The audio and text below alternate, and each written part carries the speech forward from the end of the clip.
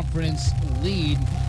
Go Hawks now 11-2 in the conference season with a doubleheader with Decorah looming on Tuesday. But that doubleheader doesn't mean quite as much unless you finish the deal here in Game 2. The Go Hawks won 6-0 in Game 1 of the complete game shutout with 11 strikeouts by Carson Graven in Game 1. Nolan Foster will be on the mound in Game 2, hoping he can be just as efficient as his buddy was in Game 1. We'll get you ready for this contest with a look at the starting lineups here in just a little bit. It's Waverly Shell Rock versus Waukon. Game 2 of our doubleheader. We'll see the Go Hawks looking for a sweep on the K-Way Sports Network. Mom, I don't feel good. My throat hurts. I think I caught the bug going around the office. Hi, honey, Jess rolled her ankle at her game. I think we need to go to the walk-in clinic to get it checked out. I'll meet you there. When you need care today, the walk-in clinic at Waverly Health Center is here for you. Get exceptional local care with on-site labs and x-ray from skilled and friendly healthcare providers without waiting for an appointment. Our experienced nurse practitioners and physician assistants are ready to help with those unforeseen sprains, strains, and sniffles. Located on 9th Street Southwest in Waverly, Iowa, the walk-in clinic is open when you need it, Monday through Friday from 9 a.m. to 7:30 p.m. and Saturday and Sunday from 9 a.m. to 5 p.m. No appointments are needed. You can even check in online at waverlyhealthcenter.org/check-in. Convenient, comprehensive, and the care you need close to home. The walk-in clinic at Waverly Health Center. Big city care, small town comfort. Planting season is upon us, and Red Power in New Hampton is ready to provide your farm and family the service you deserve. Red Power is a family-owned Case IH dealer spanning across northern Iowa with 45 years of service. Red Power in New Hampton is ready to provide you with the best in advanced farming systems equipped in their new machinery for precision farming to allow you to control the entire farming cycle. Go to redpowerteam.com today to see how Red Power in New Hampton can get you in the fields with success.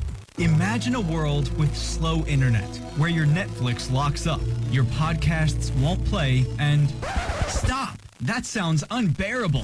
Luckily, you've got Butler Bremer Communications. In fact, we were just designated a smart rural community. This means we're a top-performing broadband provider, and with direct fiber connections and up to 200 meg download and upload speeds, you've got everything you need to work, play, and stream as much as you want online. Learn more at butler-bremer.com today.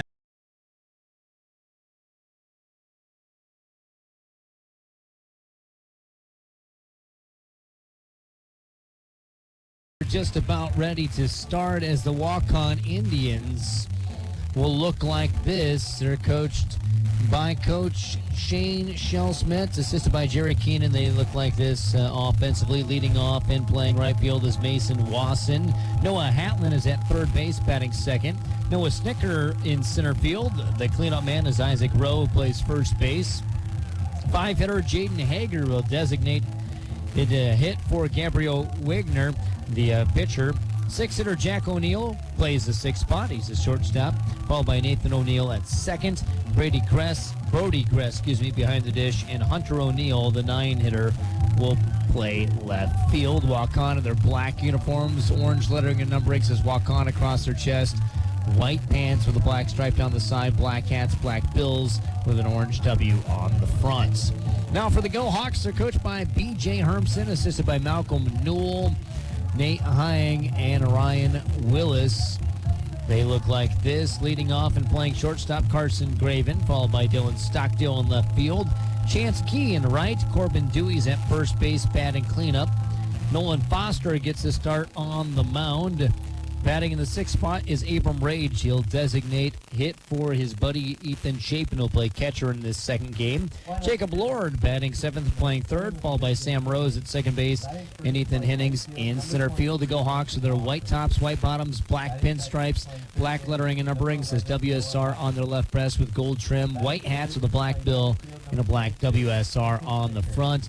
Apparently, we're waiting till 7 to get started with this game, too, as Waukon taking a chance to warm up with throwing. That first game was so fast, but the umpires I think, are not ready to go here as well. So that's part of the reason why we're being a little bit delayed with the start of game number 2. Not delayed, but not hurried into the start of game number 2. We'll take another break, come back with maybe more of the pregame show of game 2. The Go Hawks won the first game 6-0. Let's see what they can do in game number 2. You're listening to Waverly Shell Rock High School Baseball on the K-Way Sports Network. The Wooden Foot Saloon in Waverly is the place to watch the big game. Enjoy daily drink specials and unique snacks that will be the perfect pairing for watching the big game or just partying with friends. You can also join the Mug Club and get discounted drinks every time you visit. They also have darts, pool, and other fun bar games so you can have your own competition at halftime. No matter who you root for, stop into the Wooden Foot Saloon in Waverly where every game is a party. Team, a group of people working together toward a common vision. Dr. Alan Young of Waverly Family Dentistry has set his team's goals as to exceed the patient's expectations. Dr. Young and his team sees a patient's mouth not as it is, but as it can become. Nothing is impossible. They can turn obstacles into possibilities. At Waverly Family Dentistry, Dr. Alan Young can take common dental problems and attain uncommon results. They do this because in Dr. Young's eyes, his patients are simply the best. We are family. Hey kids, can we give the singing a little break? It's a long way till we get to the hotel, and since we got our new quiet and comfortable riding tires from Waverly Tire Company, you don't need to sing so loud. And since Waverly Tire Company took the time to find out exactly how we use the car, we got a great set of tires that should last longer, and I even saved a little money so we can stay an extra day on vacation. Yay! I've got a feeling we're going to spend a little more time in the car this summer. So let's find something else to do instead of singing. Are we there yet? Yeah, are we there yet? Hold on. How does that go again? We are family. Visit Waverly Tire Company across from Dollar Tree on 4th Street South today to make sure you save money and get the best tires to keep your family safe this summer. Because at Waverly Tire Company, We are family.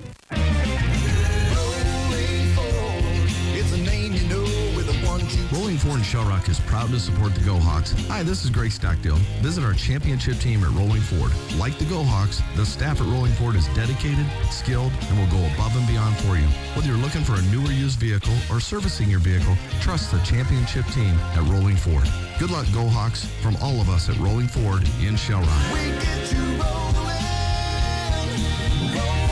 Ford. Nothing can be as important as keeping your home properly heated this winter. And if your LP gas fan is Dillaboo oil, you're assured that running out of LP will never be a problem.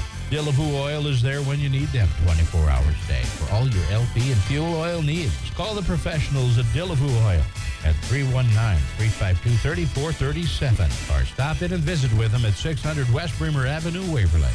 For home heating fuels, it's Dillaboo Oil in Waverly.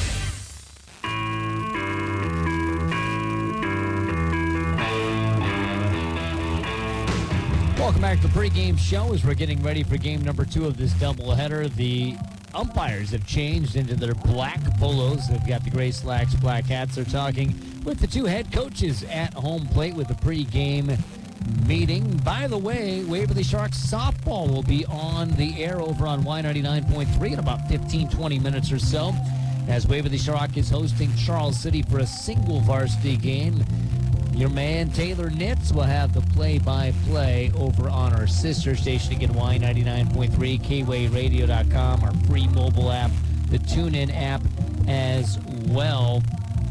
Lots of ways that you can listen. I want to say thank you to all of you that listen from here, there, and literally everywhere. I can't tell you how many times over my 13 years at Waverly Shark, I've had somebody say, hey, my brother is stationed in, name a place on the planet.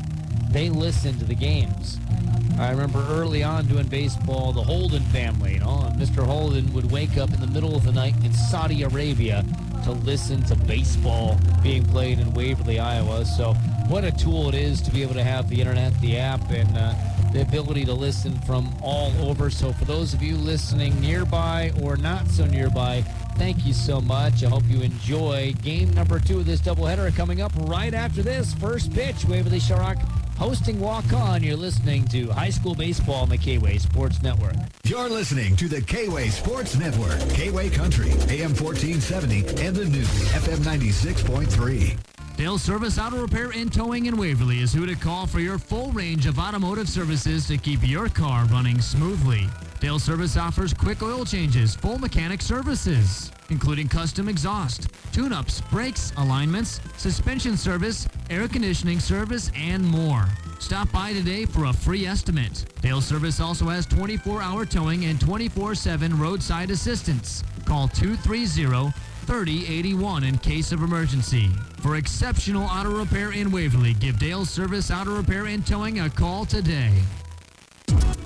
Attention do-it-yourselfers. Whether your to-do plans call for a quick fix-up or for a major project, stop first at Janesville Lumber. Janesville Lumber is everything you need, like tools, paint, and all the supplies to get you started. Best of all, their experts can help answer all your questions to make sure you have the right items. So before you roll up your sleeves and get to work, stop first at Janesville Lumber. Proud to support Janesville High School and community events, Janesville Lumber.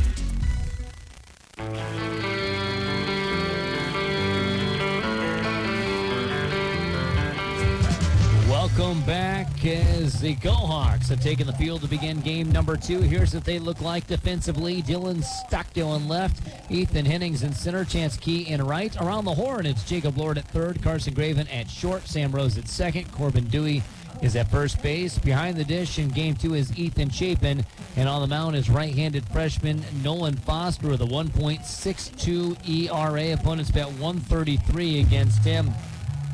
He's got 18 strikeouts compared to 9 walks and 2 hit by pitch. He's thrown 13 innings. His record is 3-0 coming into this outing against the Waukon Indians on this Friday night. Leading things off for Waukon will be Mason Wasson, who bats .391. He's a right-hander.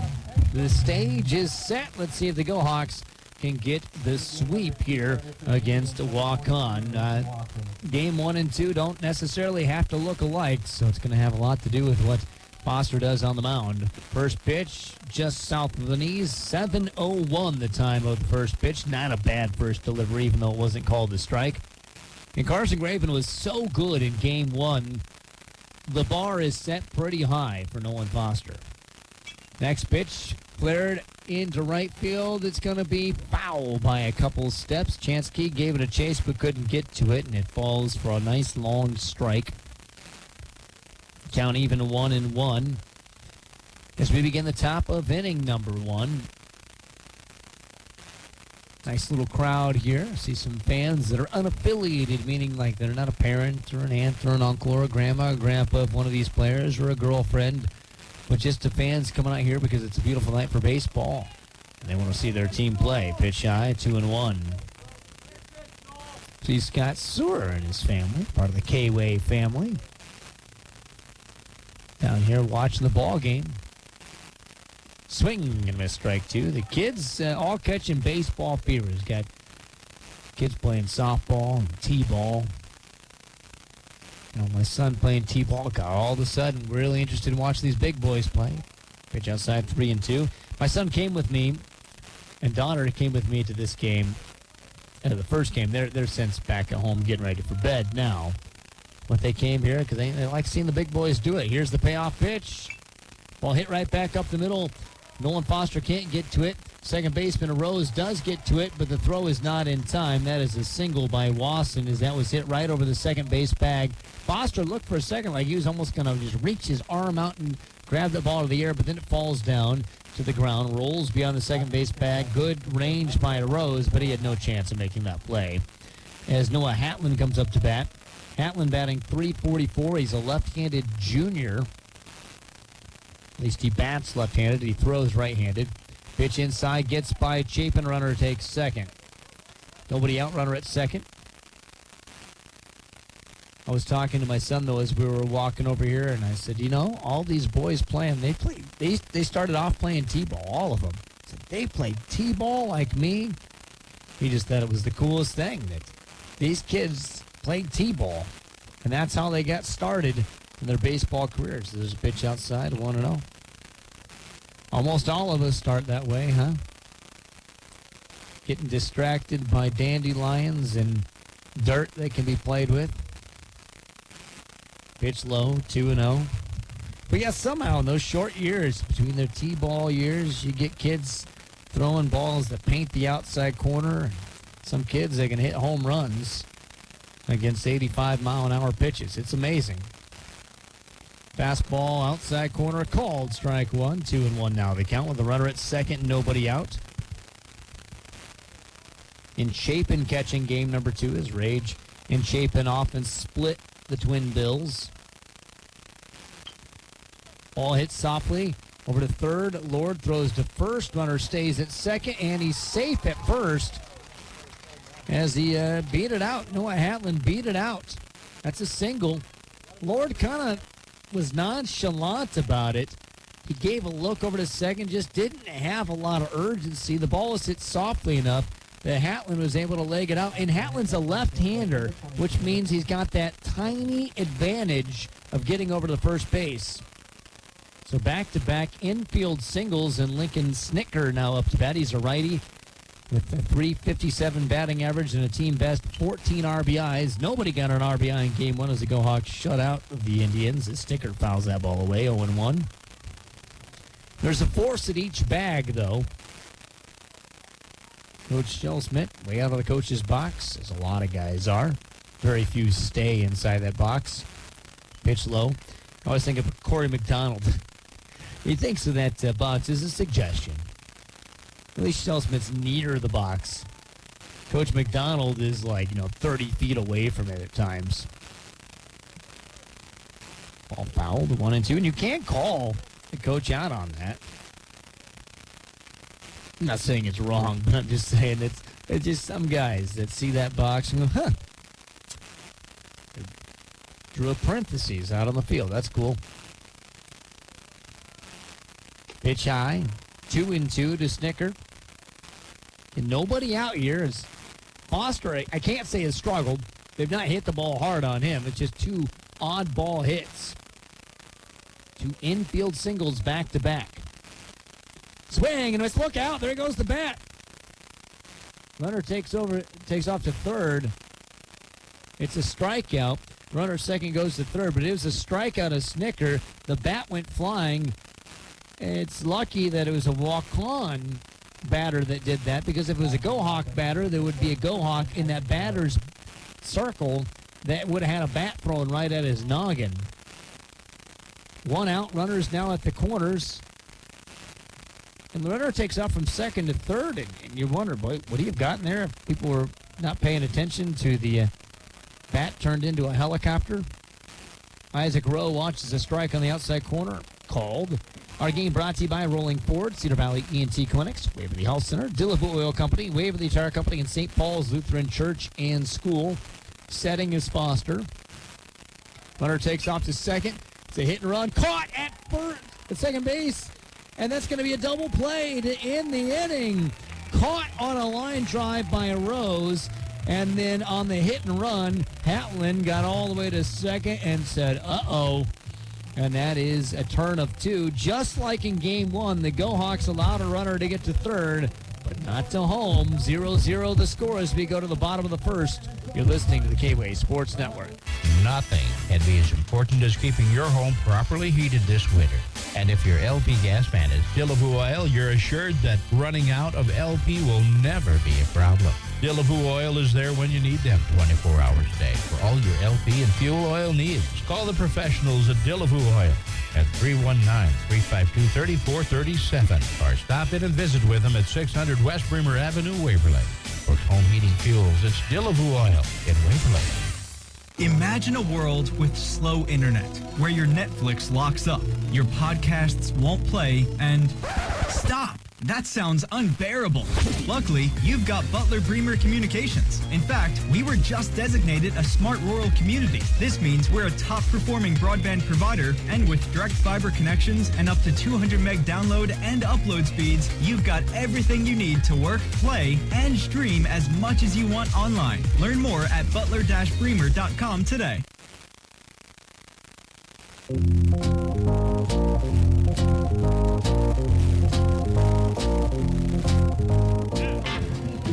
score, bottom of the first as Waukon takes the field for the first time here in the nightcap. Looking like this from left to right in the outfield. Hunter O'Neill in left, Lincoln Snicker in center, Mason Wasson in right. Around the horn, Noah Hatlin at third, Jack O'Neill at short, Nathan O'Neill at second, Isaac Rose at first, Brady Grass is the catcher, and the pitcher is right-handed sophomore Gabriel Wagner, who's 0-2 on the year with 11 2/3 innings pitched. His ERA is 4.80. He's struck out 8, walked 8, hit 2, and opponent's bat 264 against him. And will be facing Carson Graven, who bats 393 to lead off the game for the Waverly Shell Rock Go Hawks. Number 1, Carson Graven. Graven, a right-hander, playing shortstop. He was so good pitching in game 1. First complete game of the year for him. Pitch outside corner called strike on Graven. Good delivery there by Wigner. Wigner doesn't look like he throws terribly hard, but not too slow either, because I think sometimes the Go Hawks have trouble against too slow. Fastball outside corner called strike 2. So Graven's seeing a couple. Got to protect the plate now. Waiting for the delivery to him. Catcher sets up outside. The pitch is outside, and it's hit into right field, and that one is down in front of Wasson for a leadoff single for Carson Graven. Now up to bat, Dylan Stockdale batting .403. He's a junior right-hander. Good piece of hitting there by Carson Graven. The pitch is outside, and he just sprays it the way it came in. Up to the plate for the Go Hawks, number 4, Dylan Stockdale. If you try to do too much with that and pull it, you're out. But he just hit it right back where it came from. Ball popped into right field. A long run for Wasson, and that's going to get out. It just hit, just foul. Almost hit right on the line. Was maybe 18 inches foul, if that. That nearly landed on the line in right field as Wasson couldn't get to it. A loud strike for Dylan Stockdale. 0-1 the count. Waiting for Graven to take off and steal because, as we said in game 1, Gress does not have a great throw to second. They check the runner at first. He's back. Stepping a dive there for Carson Graven. No lights on here at Hurdle Field. It's not needed yet. Matt Ray sitting in the Peterson press box at Harm Stadium at Hurdle Field. More names getting added to this place. People care about it. And, boy, Dylan Stockdale gets hit in the back. Runners at first and second. Same spot he got hit last night, too. Chance Key up to bat. Chance Key bats .403, just like Stockdale. By pitch that brings up to the plate, number 25, Chance Key. So runners at first and second. Graven, by the way, is tying his shoes. We have a call of timeout. Our game brought to you by Janesville Lumber Company, Butler Bremery Communications, New Hampton Red Power, First Bank of Waverly Plainfield Cedar Falls, First Maxfield Mutual Insurance, People's Insurance, Fidelity Bank and Trust, and the Scoop Feed and Supply. Nobody out. Key waiting for the delivery. Ooh, a hanging curveball hits the outside corner. Ooh, I was hoping Chance Key would pounce on that thing. That was a hanger. Curveball up high, but he let it go. Didn't offer at it. And runners at first and second. Pitch high, 1-1 now to Key, the 3-hitter in the Go Hawk lineup. Not a cloud in the sky. The humidity's fairly low. Humidity's supposed to be lower tomorrow, but then rise for Father's Day and get pretty hot and sticky all next week. Slow pitch popped up right side of the infield. Nathan O'Neill camps underneath it and grabs it for out 2. That was a really slow pitch. An awkwardly looking slow. Like it didn't look like a change-up where your arm action stays the same. The arm action was really different. It was just slow where Key got thrown off by it, popped it up That's the first out of the inning. Corbin Dewey now up to bat. Number 26. Dewey batting Corbin .464 Dewey. with a team best 25 RBIs in this ball game. Boy, that'd be a heck of a game in this season. Call Sports Illustrated, ESPN, and the Pope if we hit 25 RBIs in a game. Pitch was high. Corbin Dewey with runners at first and second wants to send everybody in motion with a swing of the bats. Pitch high and inside. 2-0 now to Dewey. And Matt Ray here with you. Thank you so much for joining me. Let me be your eyes this evening. Wigner sets. The righty throws home. Long ball into left field. If it's fair, it might be gone. Up against the fence, it bangs foul. Just left of the flagpole, in left, foul. Nearly caught by Hunter O'Neill. Give that young man a hand, a tip of the cap, because he went a long ways. But Corbin Dewey's wanted for murder of a baseball. That was a hard hit. Ball down the left field line. Again, went off the fence. 2-1 the count. Dewey's got to feel pretty confident now. He just got to straighten her out. Curveball, swing and a miss. That curveball so slow. And the arm action's different. You can see it coming from where I'm sitting. Doesn't mean you can see it coming from inside the batter's box, but you can see that arm action just a wee bit different. The 2-2 to Dewey. Here it comes again. Swing and a miss. Strike 3. Out 2. Now Nolan Foster, the pitcher, will have a chance to help his own cause. His team has runners at first and second with 2 outs. No runs scored yet. We're in the bottom of the first. Nolan Foster can hit a home run last night over the left field fence. Pitch outside. I talked with Coach about that. Coach, when you've got the ball going out of the ballpark like it did for Nolan Foster last night, how do you rein in his swing, or do you not need to? It's one of those things. The kids really enjoyed it as far as giving him some grief a little bit there in the dugout after the game and even during BP today. But Nolan's a pretty level-headed kid, and again, I thought he had a really good round of BP today, and hopefully that carries over in the game. And he pops one up into the grass just beyond shortstop. It's caught by Jack O'Neill. Go Hawks strand 2. Score none. We go to the second inning, 0-0 on the K-Way Sports Network. CUSB Bank, because CUSB Bank is excited to be part of the Waverly and Shell Rock communities. We're proud to serve the former Security State Bank customers and invite the community to check out our enhanced products and services while working with the same familiar faces. Stop in our Waverly and Shell Rock locations or online at CUSB.com. CUSB Bank, member FDIC, equal housing lender. Good luck, Go Hawks, from Johnston Financial Services. Johnston Financial Services at 116 West Bremer Avenue in Waverly. Call them at 352-5938. Securities offered through First Heartland Capital Incorporated, member FINRA SIPC. Johnston Financial Services, LLC, is not affiliated with First Heartland Capital Incorporated. When it comes to investing, start with Johnston Financial Services, LLC.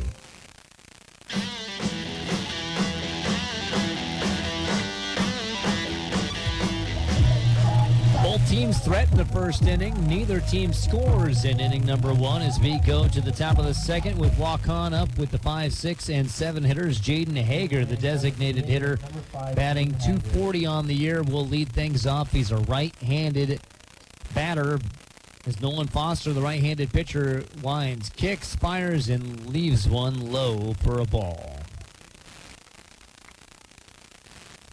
Foster, just a freshman on the mound. He doesn't seem nervous, though. Ball hit right back at him, goes off of his glove. Carson Graven charges, throws, goes over the head of Dewey, and that's a single for Hager. Another infield single. All 3 hits for Waukon have been infield singles. is that ball goes off the bat of the glove, of Foster.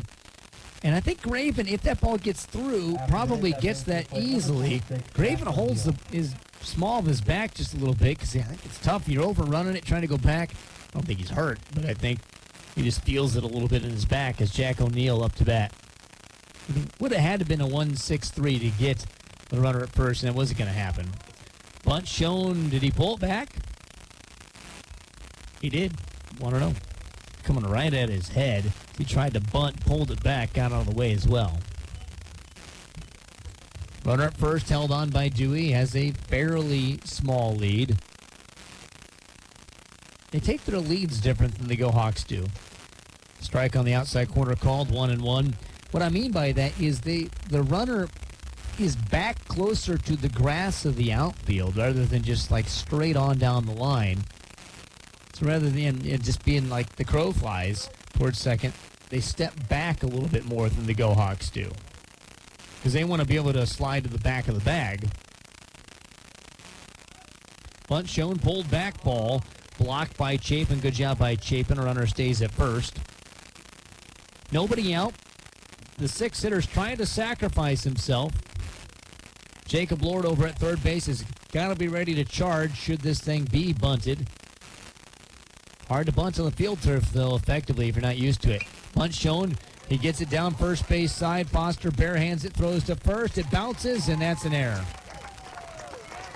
A good throw would have gotten him, so I'm going to give that an E1. It was a tough play for Foster, but he had to barehand that throw to first, and a good throw would have gotten him, so there's runners at first and second. That's frustrating when a guy's trying to lay down himself, and then you don't let him do that.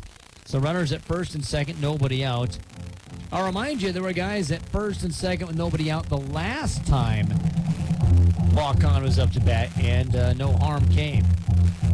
Our game brought to you in part by Dale Howard Auto Center, Wooden Foot Saloon, CUSB Bank, 30 Dog American Bar and Grill, Waverly Family Dentistry, and Waverly Utilities. Anybody else sing the CUSB Bank jingle every once in a while? Oh yeah, maybe it's just me in the shower first thing in the morning at the CUSB Bank. Jingle in my head. Well, the visit to the mound from pitching coach Malcolm Newell is over. Nathan O'Neill up to bat. O'Neill is a lefty. He bats 226. Double plays in order. Look out for another bunt, though. He bunts, pulls it back, blocked by Chapin. 1-0. Throw back to Foster. They're going to drop by him. That just harmlessly rolls away. Now the guy going to try to bunt. Keep it inside, though. With the lefty bunting, try to throw the ball inside. Play throws it outside, pops it up, and the ball is popped up out of play over the press box. Count even at 1-1. Maybe you forget what I said. It's a bad feeling when your bunt pops up. Not as bad when it's out of play. When in play, you feel awful. Bunt shown, missed. He stabbed at it and he foul tipped it. He just got a piece of it, went straight back. 1-2 now the count. And now if you bunt it foul, you're out. So very likely there will not be a bunt offered by the Waukon Indian or left-handed seven-hitter Nathan O'Neill. Nobody out, runners at first and second. Pitch outside. Count even at 2. Need Nolan Foster to get a strikeout here. Because then if you get a strikeout, then a double play can end the inning like it did last inning on that line out 4-3. The 2-2. Ball fouled away toward the railroad tracks back behind us. Haven't done a game yet this year where the trains come by. I don't know if they changed the schedule or what, but it seemed like all the time there was a train going by while the baseball game was happening. Usually in the second game of the doubleheader. Pitch outside. Count full. You don't want to load the bases, especially when he's trying to bunt himself out earlier. You cannot walk a guy who wanted to sacrifice himself. Got to throw a strike. And he does. Called strike 3. That's out number 1. Second strikeout of the game for Nolan Foster. Now a double play would end the inning. Brody Gress, a sophomore, batting .216 up to bat. He's a right-hander, excuse me. He's the 8-hitter in the Waukon Indian lineup. Some fans sitting beyond the outfield fence in left and in right. Some sitting right underneath the scoreboard. There's quite a few of them out there. The pitch is low to Gress. Goes in right field, enjoying the shade of the trees. Not a bad spot to watch a game. It gives you a better understanding of how big this field is. Foul ball. Pitch right down the pipe to Gress. But yeah, I watched the game. I think I've said this before, but I watched New Hampton in the game where they won a couple years ago to go to state, and I was out beyond the right field fence, and I was like, gosh, this field looks so much bigger standing out here than it does sitting behind home plate. The 1-1 bunt. It hit him in the box. Hit him in the box. And that's a foul. 1-2 now the count.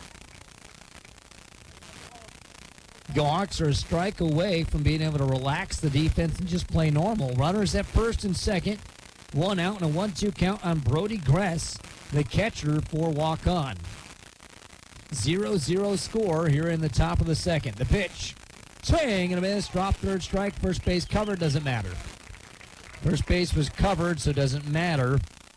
Good job by Chapin blocking it so it didn't get by him. He also tagged for good measure.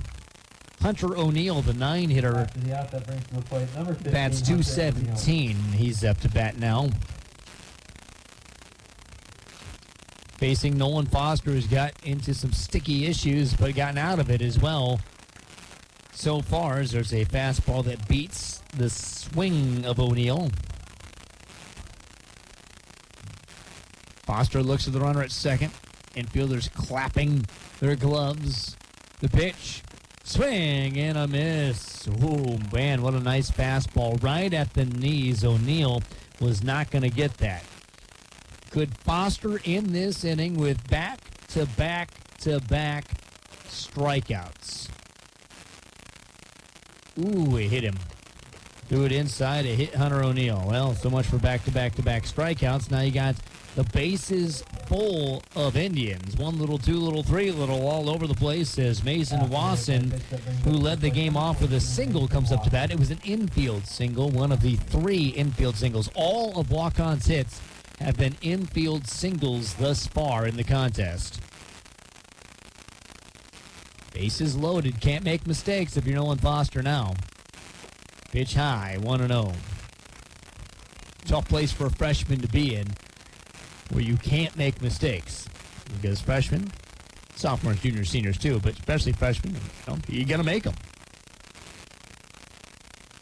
Curveball spins to the outside corner, 1-1. To err is human. To err more often is freshman. 1-1 the count. 2 outs. Bases loaded. Oof. Ephus ball slips out of the hand of Foster. Goes over the head of Wasson. 2-1 the count. Now that all said about erring, Nolan Foster has an air about him that makes him feel older than 14. Swing and a foul tip. Caught by Chapin. 2-2 now the count. Yeah, he doesn't have the confidence level of somebody with a learner's permit. Go Hawks for a strike away from getting out of trouble and keeping this game 0-0. Here's the pitch. Got him. Ring him up, sir. The 4th strikeout of the game for Nolan Foster leaves him loaded for Waukon. 0-0 as we go to the bottom of the second on the K-Way Sports Network. Insurance is a contract to protect what you value most, whether it's your auto, home, business, health, or even your life. When it comes to protecting all your assets, give People's Insurance Agency a call. People's Insurance Agency's main office has been located in Waverly for 8 years. It is your family-owned, local, independent agency of neighbors helping neighbors in the surrounding area for the past 35 years. If you're looking for a quote with competitive rates or just have an insurance question, visit People's Insurance Agency in Waverly or call 352-6327 to talk with one of their friendly, knowledgeable insurance specialists. People's Insurance Agency. They strive for excellence in all they do. The more your life changes, the more your insurance needs change. I'm Christy DeMuth, agent. In just minutes, I can conduct a free personal insurance review to help you determine how much and what type of coverage is right for you, with no costly gaps or overlaps.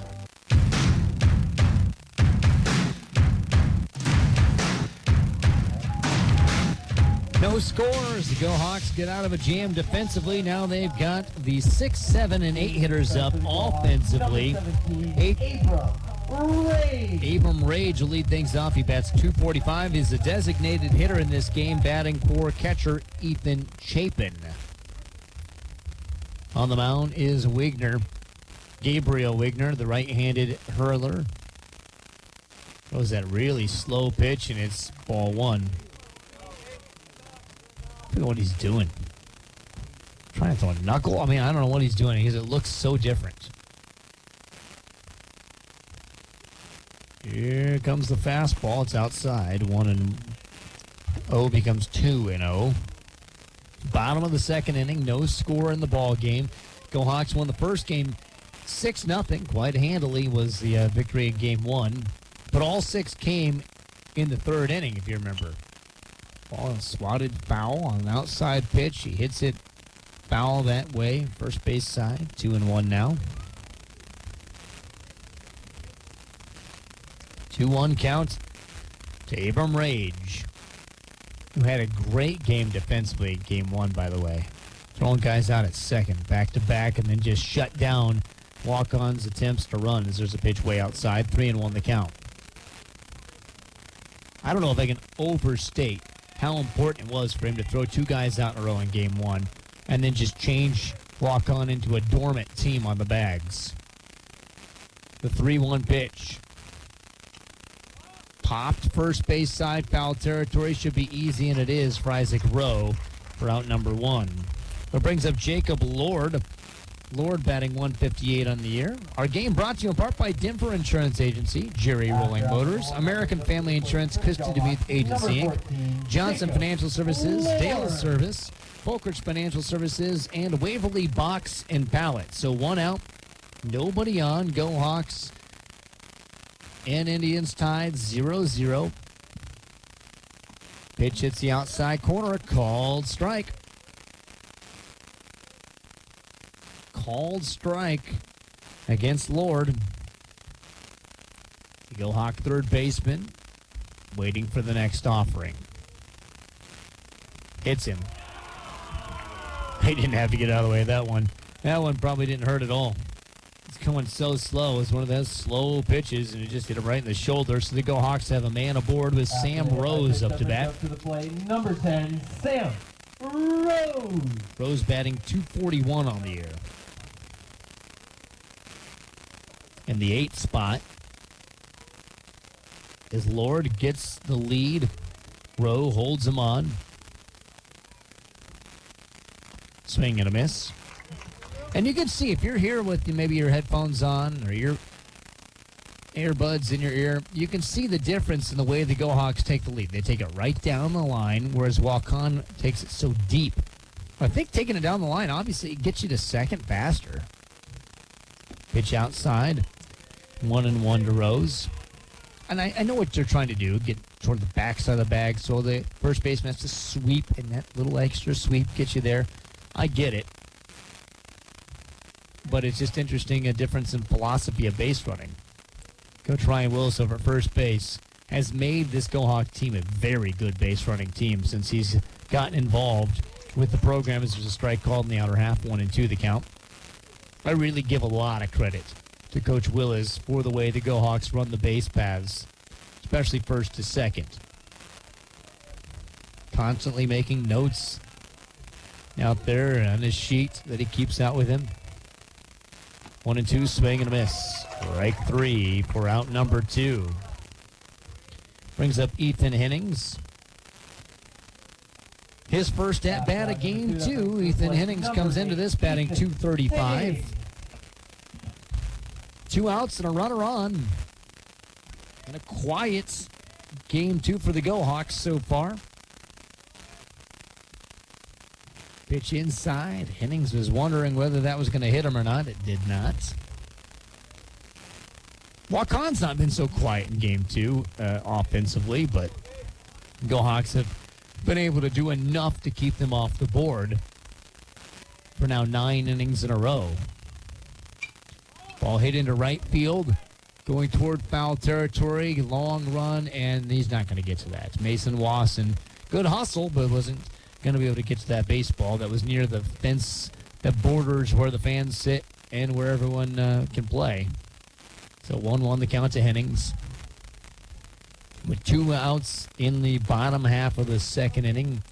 GoHawks 11-2 in the Northeast Iowa Conference. They share the conference lead with Decorah. They want to continue to share it unless Decorah wants to trip up before the doubleheader Tuesday night in Decorah at Olin-Zach Field. Pitch upstairs, 2-1 now. Olin-Zach Field, a pretty place to play. In the bluffs, the higher blue fence, their grandstands back behind just looks really nice. They don't have a press box for me, so pray for clear skies as always when I go to Decorah. But it's a really nice place to play baseball. Swing and a miss, strike 2 to Hennings. He mistimed his cut. Left field's all in shadows. The shadows reaching their tentacles to center field. Everywhere else is in sunshine. Probably an inning away from turning the lights on. Ball hit on the ground. Foul third base side by Hennings. Right over to his buddies in the dugout. Hennings, the last GoHawk to get a first look at Gabriel Wigner. Wigner. The 2-2 count, 2 outs. A runner at first base behind him sets right at his chest. Untied things on his glove. The ball popped up and out of play. The GoHawk was running. Lord was taken off, but that is a foul ball, so I have to go back.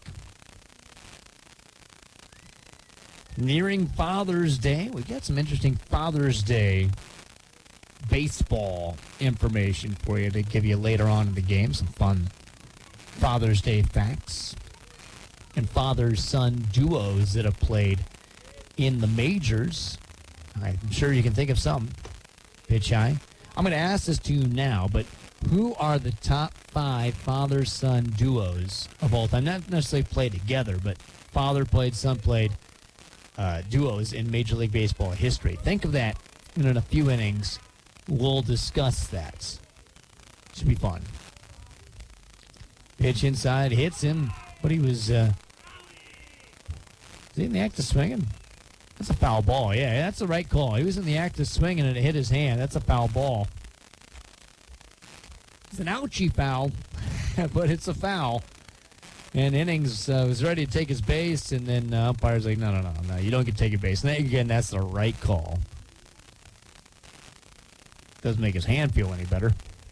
Runner at first, 2 outs. Ethan Hennings locked in a battle with Wigner. A full count with 2 outs in the frame in a 0-0 game. Throw to first, runner's back standing. The throw from the pitcher's bad. And Lord goes to second. He's going to try for third. The throw is wide. And Lord goes first to third on a would-be pickoff play. Lord rounded second, was coming for third. I don't know if he had the green light to do that or not, but he did. I didn't see BJ waving him, and the throw was almost bad to third. He could have taken home on that weird pick play. The visit to the mound from Waukon. And that's it. They're in a shutout game, both sides shutting each other out. And that superfluous throw to first.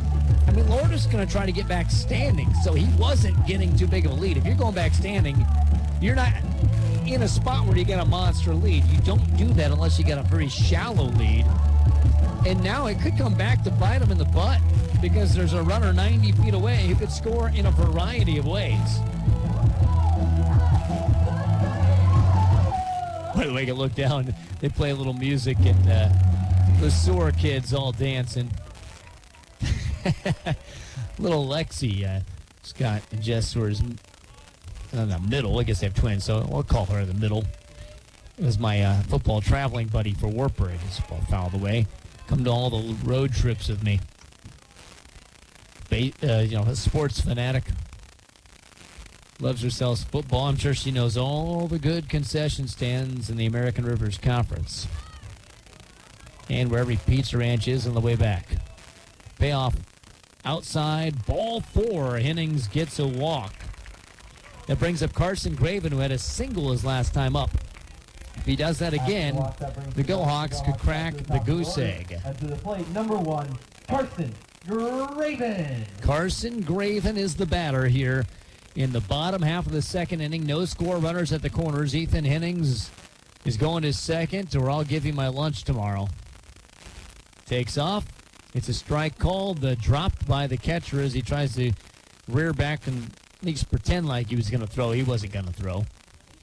And the runner's at second easily with an 0-1 count to Carson Graven. So now a single would score 2 for Waverly Shell Rock. Shadows lengthen in left and center. Everywhere else still in sun. Slow pitch inside hits Graven. I mean, it's not even gonna hurt if you take that slow, whatever it is, pitch on the inside. After the hit by pitch, that brings to the plate for the Go Hawks, number 4, Dylan Stockdale. Stockdale up to bat. Last time he was up, he got hit. The bases are loaded. Yes, Go Hawks nesting on each bag. Dylan Stockdale would love nothing more than to make the carousel go. Runners will take off on the sound of the bat because there's 2 outs. Fouled. 0-1. Ball's fouled down. 0-1 is the count. Breeze blowing in from center field. Again, the American flag not up on the big pole tonight for some reason. Must have had something wrong with that pole. Sure, they'll get that fixed quickly. Pitch high. 1-1 to Stockdale. Lord's at third. Hennings is at second. Graven is at first. All 3 of the guys on have gotten a free pass. 2 hit by pitches and a walk. The Hawks have been hit 3 times in this game. Going to be bruised up going into the weekend after last night and tonight. Ball popped up and out of play over the first base dugout side. 1-2 to Stockdale. The Go Hawks are in a weird spot. A single, boom, everybody's running. 1 or 2 at least are scoring. But a strike, and the bases are left loaded. What's it going to be? Go Hawks left 2 guys on in inning number 1. They don't want to leave 3 here. Nobody wants that less than Dylan Stockdale with a 1-2 count against him. Pokes it on the ground, second base side. Second baseman throws to first, and the inning is over. The Go Hawks strand 3, score none. We go to the third inning, 0-0. You're listening to the K-Way Sports Network. First Maxfield Mutual Insurance provides protection for your home or farm you can afford. All backed by friendly hometown service. The staff at First Maxfield Mutual Insurance in Denver knows the Cedar Valley area and knows insurance. Whether you want to review your current coverage or you need some advice and a quote, we're here to provide you with personal attention and the coverage you need. For over 150 years, Cedar Valley residents have counted on us for quality protection from Farm Mutual Insurance. Contact a First Maxfield Mutual agent for all your insurance needs. The Wooden Foot Saloon in Waverly is the place to watch the big game. Enjoy daily drink specials and unique snacks that will be the perfect pairing for watching the big game or just partying with friends. You can also join the Mug Club and get discounted drinks every time you visit. They also have darts, pool, and other fun bar games so you can have your own competition at halftime. No matter who you root for, stop into the Wooden Foot Saloon in Waverly, where every game is a party.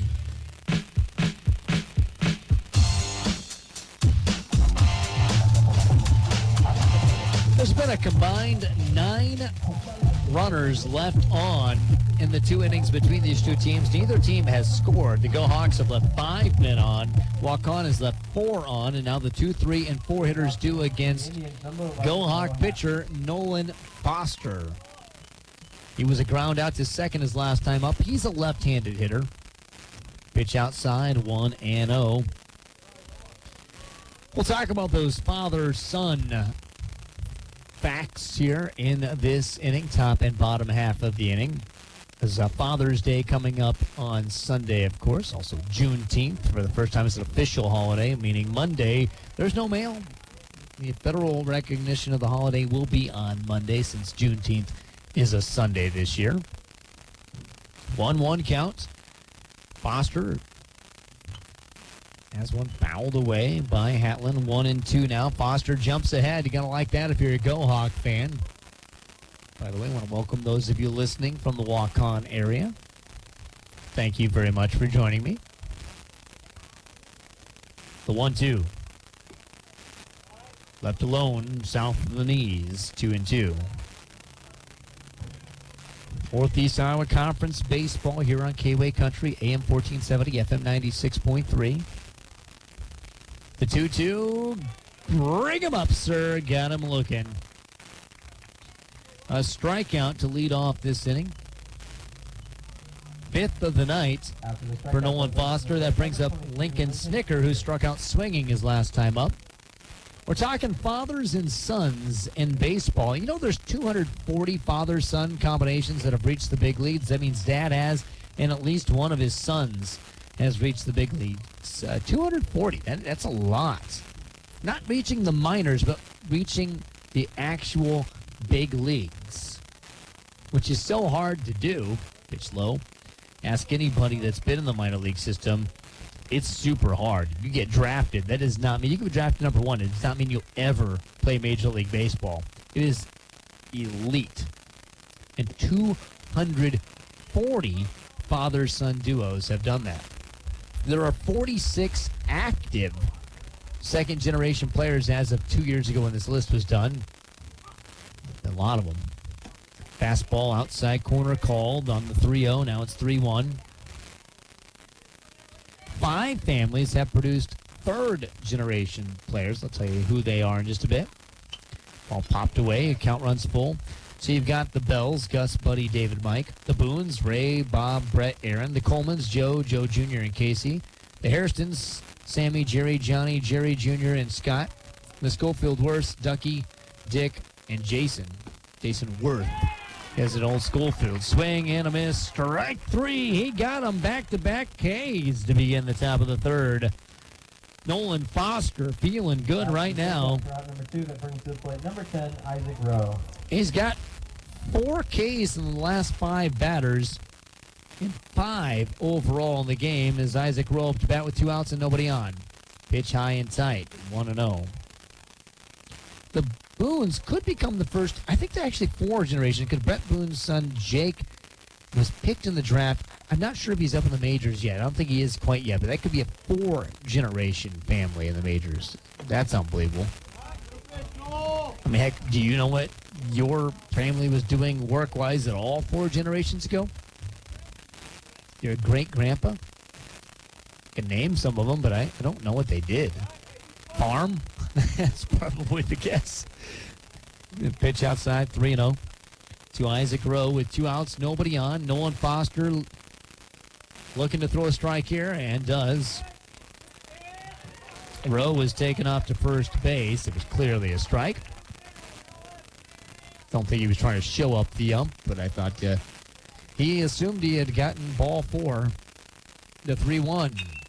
Hit into center field. That bounces once before it's taken by Hennings. A single, 2-out single. That brings up Jaden Hager. It's a 0-0 game, top of the third inning. Hager got a single and then was stranded at third his last time up.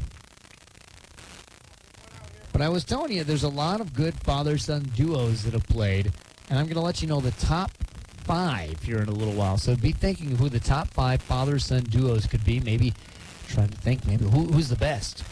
Runner takes off to second. The throw from Chapin is a little slow and offline. The runner slides, goes off the bag for a little bit. Go Hawks try to tag him, but he gets back as Isaac Rowe is safe at second. The 1-0 count on Hager. 1-0 count on Hager. Setting is Foster. Throws inside, gets between the legs of Chapin. Runner takes off to third. For the 3rd inning in a row, Waukon has somebody at third base. Now in innings 1 and 2, the Go Hawks were able to get out of the sticky jam. Can inning 3 be the same? Because it's 0-0. Waukon's got the go-ahead run 90 feet away in a 2-0 count against Hager. Ball hit on a line over the head of the shortstop, and that's the first run of the game, an RBI single from the designated hitter. So a runner at first, 2 outs in a 1-0 Waukon-led game. Number 26, Jack O'Neill. Jack O'Neill up to bat. He reached on an error by the pitcher the first time at the plate. It's a bad throw from Nolan Foster. He's the 6th hitter. Pitch high, 1-0. So 1-0 count, 2 outs, runner at first base. Foster looking at the runner at first, was being held on by Corbin Dewey. Would not throw over to first base because it's that time of day. Hard to see. Ball flared foul, right field side, 1-1. The top 5 father-son duos we'll get to in just a little bit. But right now we're in an interesting spot in our baseball game where Waukon's taking a 1-0 lead. Got a lot of baseball left to go in this one, I feel like. Foul back to the screen, 1-2. Nolan Foster struck out 6 so far in this game. We'd like to get number 7 right here, right now. The sun's starting to set. All of left field is in shadow. Most of center field is in shadow. Curveball batted right back up the middle. And tagging the runner on his way to second was Graven. Could have gone to the bag, but thought it was easier just to stand in the way and make the tag. And that ends the inning. 1-run scores. We go to the bottom of the third. Waukon with the lead, 1-0 on the K-Way Sports Network. If you want the right car and you want it simple, there's no pressure, we just here to please ya. Cherry Rolling Motors is right for you.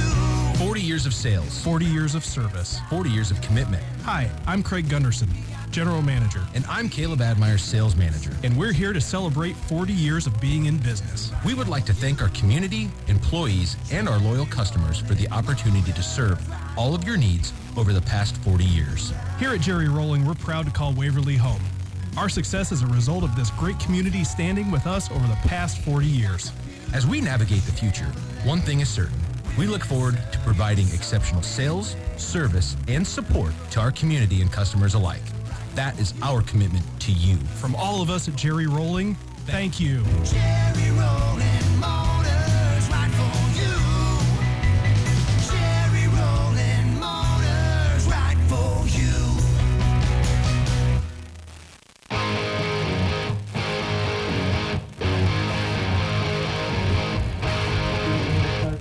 1-0 Waukon at the lead as the Go Hawks come up to bat in the bottom of the third, and the 3, 4, and 5 hitters do against Gabriel Wigner. He's got that super weird slow curve that's been strangely effective against the Go Hawks, who have been held to just 1 hit compared to Waukon's 5 hits. The Go Hawks have left 5 men on the bags coming into this inning. They need to stop that right away.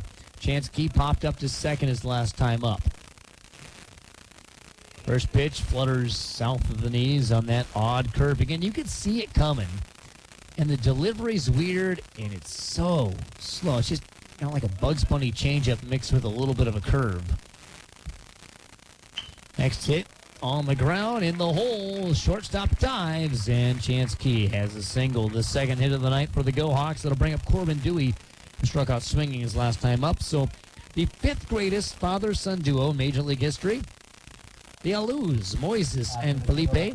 You could argue they could be ranked higher. Moises had a lot of injury issues. 6-time All-Star, 2-time Silver Slugger. I liked him when he played for the Cubs, except for that moment when Herbert Bartman got in the way of him getting up. And I thought he just overreacted on that, which led to the emotions getting out of hand for Chicago. Running to second is Chance Key on a ball that bounces, because it was only throwing 50 feet. Needed to go 60. 1-0 to Corbin Dewey.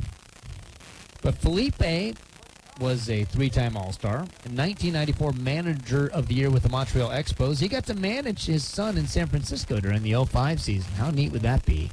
Manage your son in the major leagues.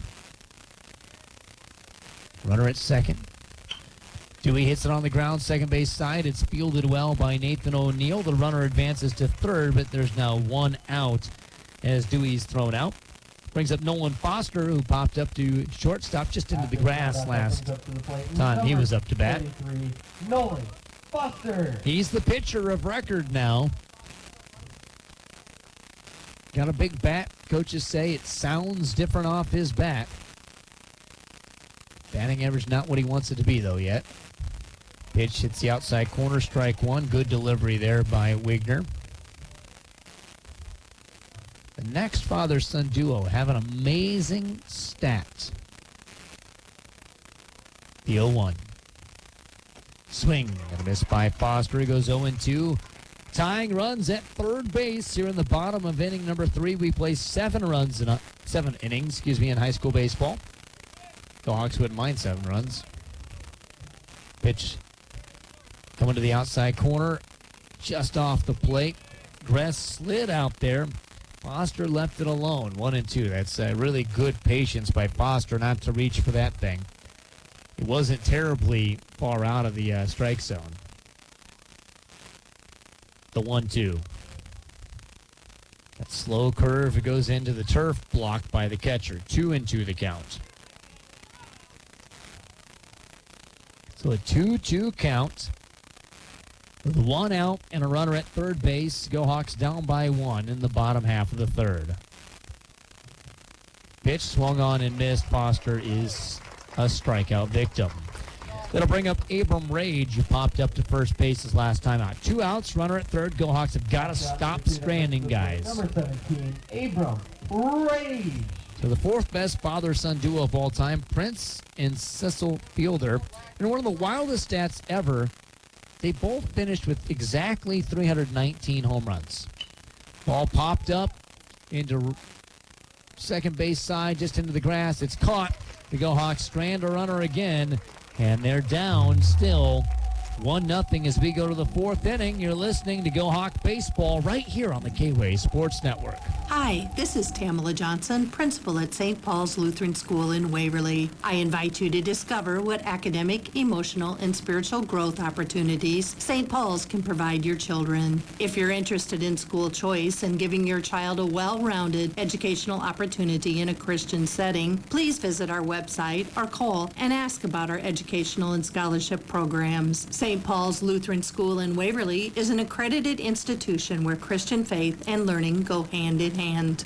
Planting season is upon us, and Red Power in New Hampton is ready to provide your farm and family the service you deserve. Red Power is a family-owned Case IH dealer spanning across northern Iowa with 45 years of service. Red Power in New Hampton is ready to provide you with the best in advanced farming systems equipped in their new machinery for precision farming to allow you to control the entire farming cycle. Go to redpowerteam.com today to see how Red Power in New Hampton can get you in the fields with success.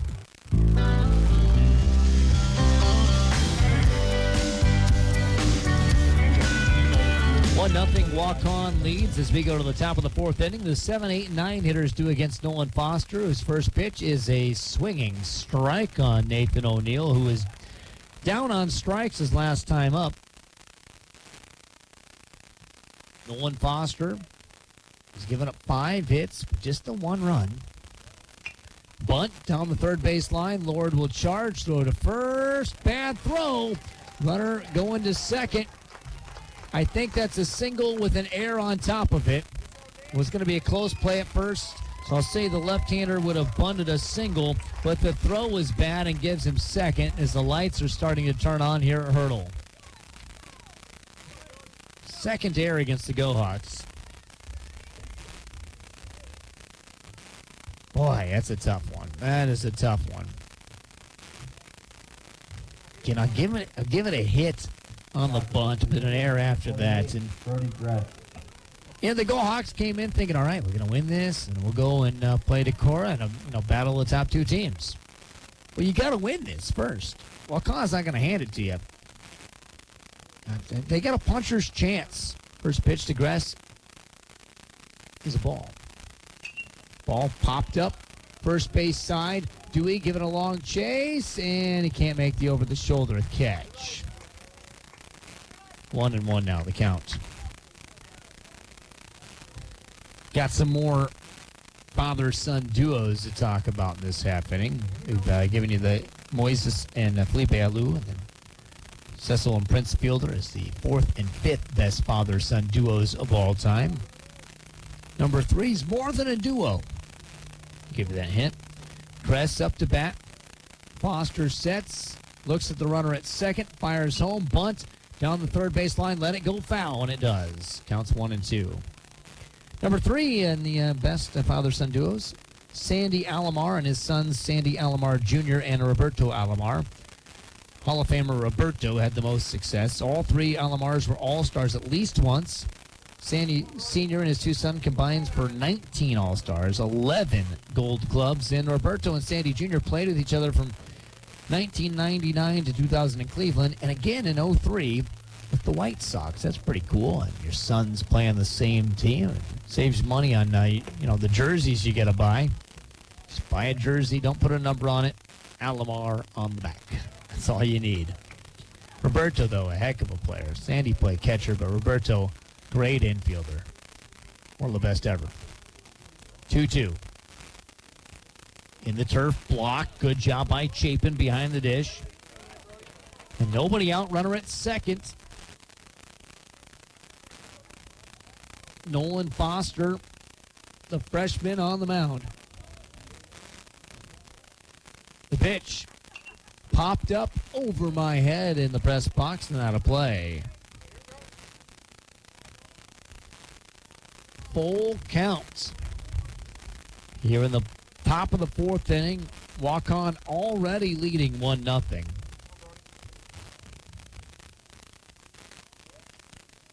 Gress has that weird batting stance. He fouls it right field side and out of play. Fans sitting near the bench over there. Over on Y99.3, Waverly, Shark, and Charles City have no score after 2 innings. And that's on Y99.3 with Taylor. And it's with the call again. Gress, when he bats, has that space between his 2 hands, and he holds the bat nearly vertically in front of him before it comes here. Sprays it right side. Caught by Dewey. Runner goes back to second before Dewey can throw there. A line out to first base for out number 1. That brings up Hunter O'Neill, the 9-hole hitter who was hit by a pitch last time up. Number 1 that brings to the plate, number 15, Hunter O'Neill. Hunter O'Neill up to bat after Corbin Dewey made the nice catch at the liner. 1 out. Runner at second, takes a big lead. Chapin blocks the ball that almost got by him. Good job by Ethan. Second best father-son duo of all time. Coming up in just a bit. And I'm sure you know who 1 and 2 are. You just might not know who's 2 and who's 1. Pitch outside corner. Caught the zone. Strike 1. Give you that number 2 here in just a little bit.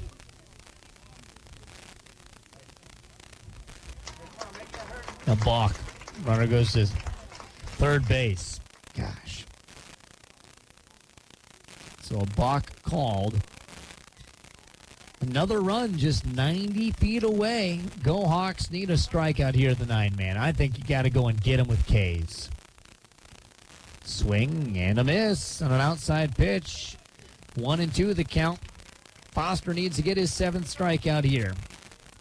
It's imperative with the leadoff man on deck. I think you got to strike him out or pop it up in the inning. On the infield, I should say, this inning. Next pitch, ground ball, third base. The run will score. The throw to first is bad, and a tag made by Dewey as it pulled him toward the home plate side. He made the catch of the ball, tagged the runner while bouncing down and falling. The umpire checks to make sure the ball is still in his glove. It is, and it's out 2. However, run 2 came across to score for Waukon as Mason Wasson comes up to bat. He's 1 for 2 with a single and a strikeout looking, but now there's nobody on and 2 outs as Foster fires. Curveball outside corner called strike. Number 2 father-son duo of all time, Ken Griffey Jr. and Sr. One of the most unique and genuinely wonderful moments in baseball history. Junior and Senior homered back-to-back. That is the greatest father-son sports thing ever. Junior, Hall of Fame career with 630 home runs, 13 All-Stars selections, 10 Gold Gloves, inside pitch, check swing, he did not go. It's close. Appeal. You should ask. Senior was not too bad either. 3-time All-Star, won 2 World Series with the Big Red Machine in Cincinnati. Ball outside, just tapped by Wasson. Junior was a joy to watch. Ken Griffey Jr. was just a joy to watch. Even if he never batted, you could just watch him play outfield and get your money's worth. But, of course, had that silky, smooth uppercut, left-hand swing. Pitch over the head of Chapin all the way back to the backstop wall. 2-2. Nobody's on, so it doesn't really matter. Yeah, Junior was just awesome. But that back-to-back home runs father-son, play for the same team with your dad, play the same team with your son, ground ball, first base side, and then homer back-to-back. How wonderful would that be as Dewey takes it to the bag. That's the number 2 father-son on our list. But Waukon got a 2 on the board. Go Hawks trail 2-0 as we go to the bottom of the 4th inning with the 7, 8, and 9 Go Hawks up to bat right after this on the K-Way Sports Network. We are family. Hey, kids, can we give the singing a little break? It's a long way till we get to the hotel, and since we got our new quiet and comfortable riding tires from Waverly Tire Company, you don't need to sing so loud. And since Waverly Tire Company took the time to find out exactly how we use the car, we got a great set of tires that should last longer, and I even saved a little money so we can stay an extra day on vacation. Yay! I've got a feeling we're going to spend a little more time in the car this summer, so let's find something else to do instead of singing. Are we there yet? Yeah, are we there yet? Hold on. How does that go again? We are family. Visit Waverly Tire Company across from Dollar Tree on 4th Street South today to make sure you save money and get the best tires to keep your family safe this summer. Because at Waverly Tire Company, We are family. You're listening to the K-Way Sports Network, K-Way Country, AM 1470, and the new FM 96.3.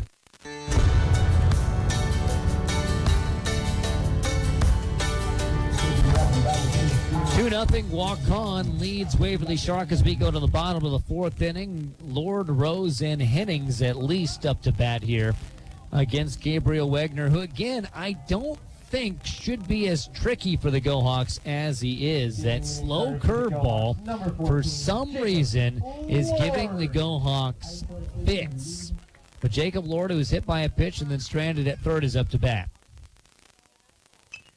Pops one out of play over the lights pole above the third base dugout and toward the dry run. 0-1. Lord was stranded at third, but lots of guys have been stranded. Go Hawks have stranded 6 guys in 3 innings. They need to change that in a hurry. They've only got 2 hits. And again, I just don't get why Wegner's been that tough for them. Pitch high, 1-1.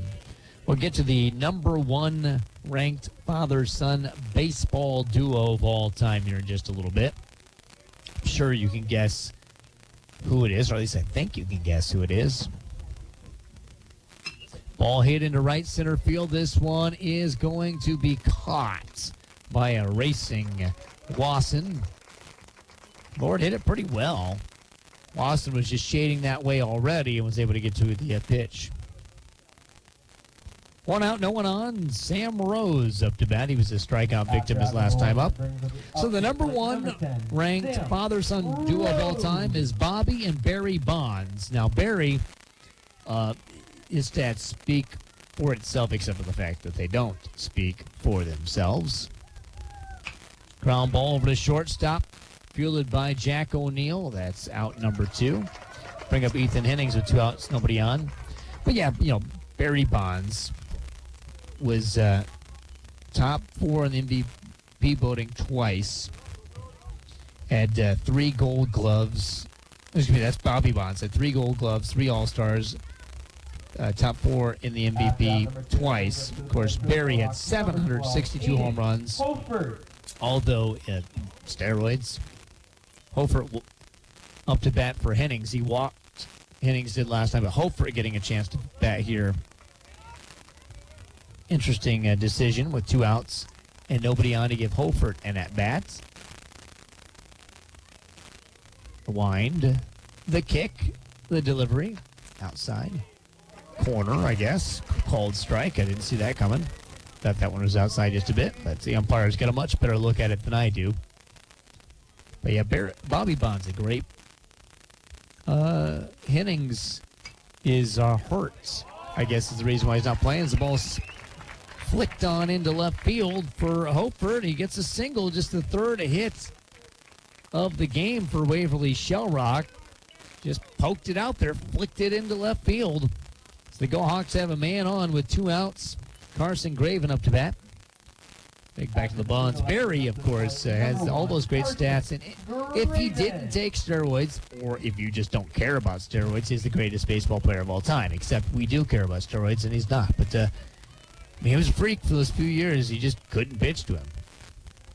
Swing and a miss by Graven. But, of course, everybody knew it wasn't exactly legit. 0-1 count, 2 outs. Go Hawks trail 2-0 here in the bottom of the 4th. Not time to get too worried yet, but you got to get something going if you're the Go Hawks. Your 3rd time through the lineup. That's what Graven's doing. He's 1 for 1 with a single and a hit by pitch. Holford is aboard at first. Pitch high. 1-1.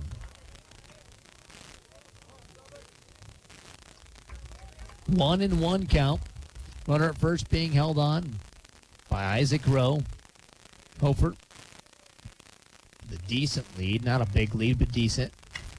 Ball hit on the ground, second base side. It bounces right to Nathan O'Neill. That was a friendly bounce. And the inning is over. The Go Hawks strand 1, score none. They trail 2-0 as we go to the 5th inning. You're listening to Go Hawk Baseball on the K-Way Sports Network.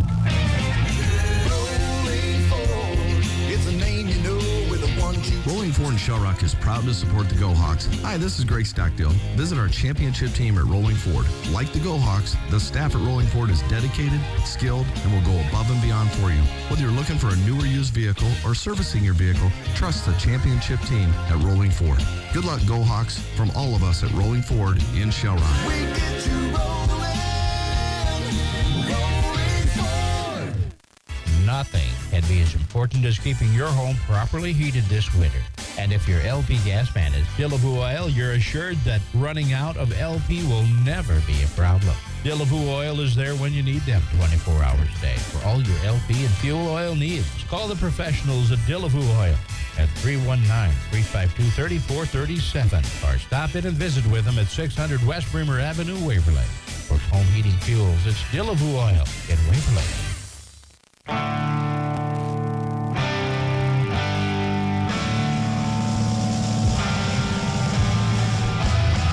2-0 walk-on leads. It's time for a Waverly Tire Company pitching change. When you need to change your tires or even repair your tires, trust the people that treat you like family. The new pitcher for the Go Hawks is Grant Parker. The sophomore's thrown 17 innings. He's got a 1-0 record. His ERA is 0.82. He struck out 27, walked 7, hit 1, and opponents bat 172 against him. He's a right-hander.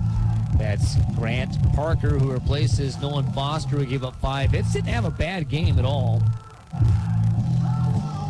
Back on the Hennings injury, I mentioned he's injured.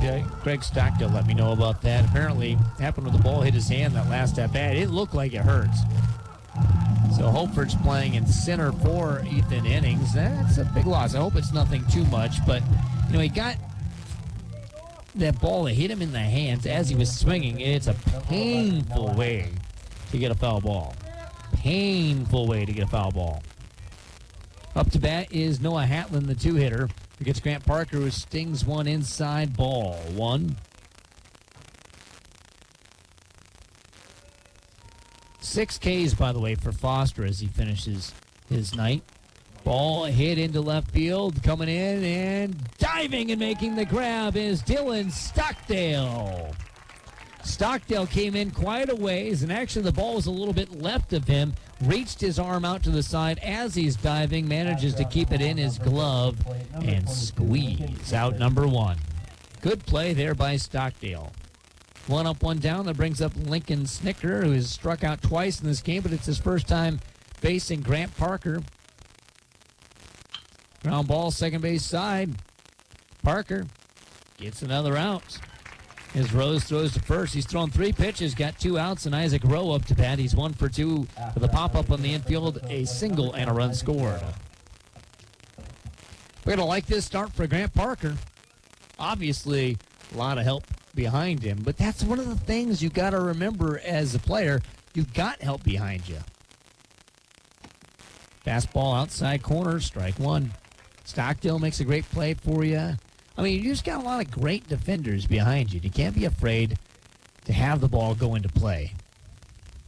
Curveball spins in for strike 2. There's been 2 up, 2 down, nobody on, obviously. Waukon leads 2-0. Grant Parker looking for the strikeout here to end this half inning and get his buddies back to the bats. Here's the pitch.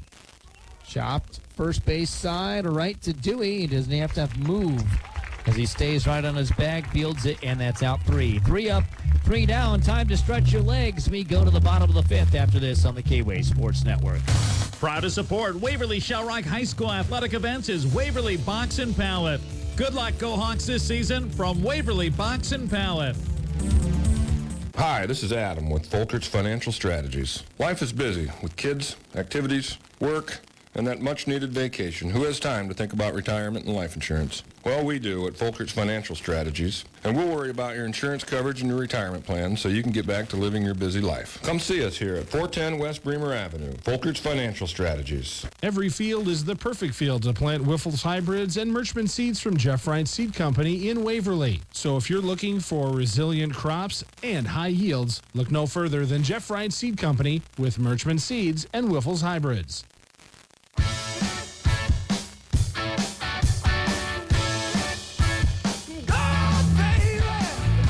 Bottom of the 5th inning, Go Hawks trail 2-0, and they've got the 2, 3, and 4 hitters up to bat.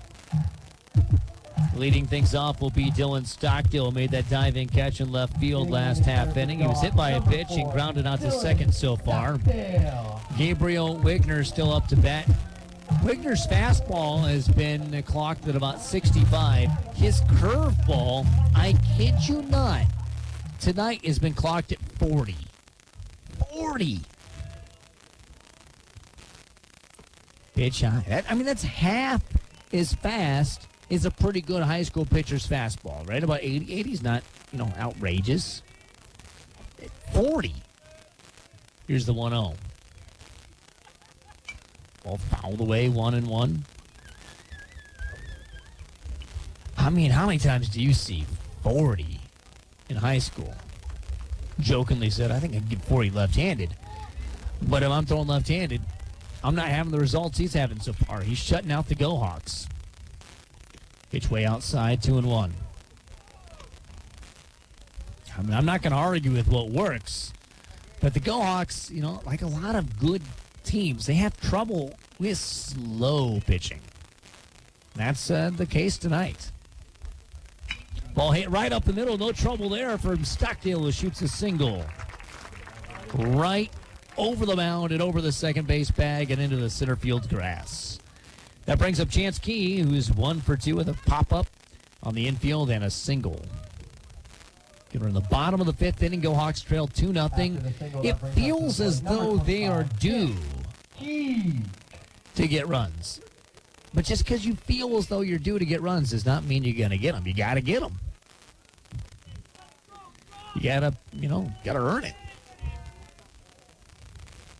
Ball hit high into left field. This one's way back, going to the warning track to make the grab is Hunter O'Neill, all the way back onto the official warning track, and that's gone anywhere but here.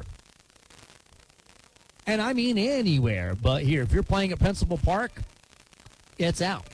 maybe or off the high wall and left because of the fact that the wall's high. But it's 340 to left field here, 360 to power alleys, 380 to straightaway center field. It's only 330 to left at Principal Park where the Iowa Cubs play. I think that one might have gotten out there because it went all the way to the warning track. Swinging a foul ball by Dewey, but woulda, coulda, shoulda doesn't help you score runs. Dewey's 0 for 2 with a strikeout and a ground out to second. That's just, again, that was a blasted baseball. And give Hunter O'Neill credit for being able to get out to the warning track. Now he's playing deep. He's in the deep end of the pool out there. Waiting for the 0-1. Ground ball on the line, down the third baseline. Third baseman can't get it. That's a single. Stockdale stops at third, and Dewey will go to second as the throw goes 2 seconds. So runners at second and third. Good base running and good hitting by Dewey. Grant Parker now up to bat. Nolan Foster, by the way, finished 0 for 2. That brings up to the plate number 3, Grant Parker. So the tying run is at second. You want a pinch run at second base for Dewey. Yep, that's what they're going to do. You got a pinch run for Dewey when you're in a 2-0 game and you're on the wrong side of that score. So the Go Hawks going to pinch run, which is absolutely the right call, getting Tanner Nuss in. It's B.J. Hermson knowing the strengths of his kid, knowing that Nuss runs the base as well. Nuss at second, Stockdale at third. Grant Parker up to bat. Now, if the Go Hawks come back and win because Parker's on the mound, he could get the win officially. Obviously, he cares most about the Go Hawks just getting the win. Pitch high and inside, ball 1 to Grant Parker. I can tell that Waukon's a little nervous now. They're a little bit nervous, and they should be. The Go Hawks have 2 ducks on the pond and just 1 out in the inning. No double plays naturally out there. Pitch south of the knees, 2-0. Abram Rage on deck. Grant Parker with a 2-0 count against him in his first at-bat of either game of this doubleheader. Pitcher sets. Throws home way outside, gets by the catcher. Here comes Stockdale. Go Hawks have their first run and another run just 90 feet away. 2-1 now the score. 3-0 the count to Grant Parker. And Nuss is just 90 feet away. And Stockdale led this thing off with a ground ball single and a fly out by Key all the way to the warning track, a loud out. Corbin Dewey got a single down the third base line. Now Grant Parker, a 3-0 count. There's a pass ball that scored the run in there as well. As the 3-0 becomes 3-1 with a strike. It was not offered by Grant Parker, as should be the case. A fly ball could tie this ball game. Grant Parker looking for something he can send into the outfield grass. There it is. Oh, he let it go. Ball 4. I thought that was good, but better eyes from Grant Parker than I have up here. That brings up Abram Rage, the designated hitter, hitting for catcher Ethan Chapin. 17, Abram Rage. Myers is the courtesy runner at first base for Parker. So a pinch runner at third, a courtesy runner at first, and Myers will be stealing here most likely. And the coaching staff for Waukon going to come out to chat. Oh, no chatting. They're just taking the ball right away from Gabriel Wigner. So he's off the mound. It's a Waverly Tire Company pitching change. When you need to change your tires or even repair your tires, trust the people that treat you like family. Waverly Tire Company is so fast they might just get you in and out before we come back from this Waverly Tire Company pitching change. A pitching change for Waukon. 2-1 Go Hawks, down by 1, but threatening with runners at the corners and 1 out in the bottom of the first. We'll take a break. Be back after this. You're listening to Go Hawk Baseball on the K-Way Sports Network. Attention do-it-yourselfers. Whether your to-do plans call for a quick fix-up or for a major project, stop first at Janesville Lumber. Janesville Lumber is everything you need, like tools, paint, and all the supplies to get you started.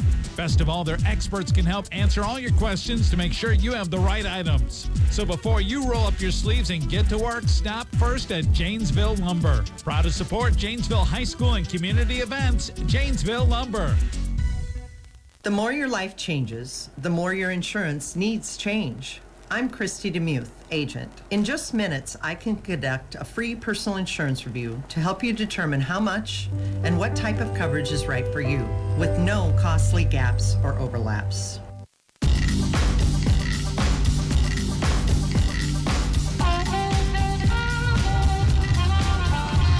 Waverly Tire Company pitching change as junior Josh Keenan comes in. He's 1-0 with 13 innings pitched, to 1.08 ERA. Opponents bat .264 against him. He struck out 13, walked 4, and hit 2. He's a right-hander.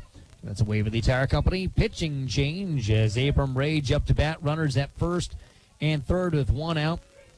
Look for Myers, the courtesy runner at first, to take off.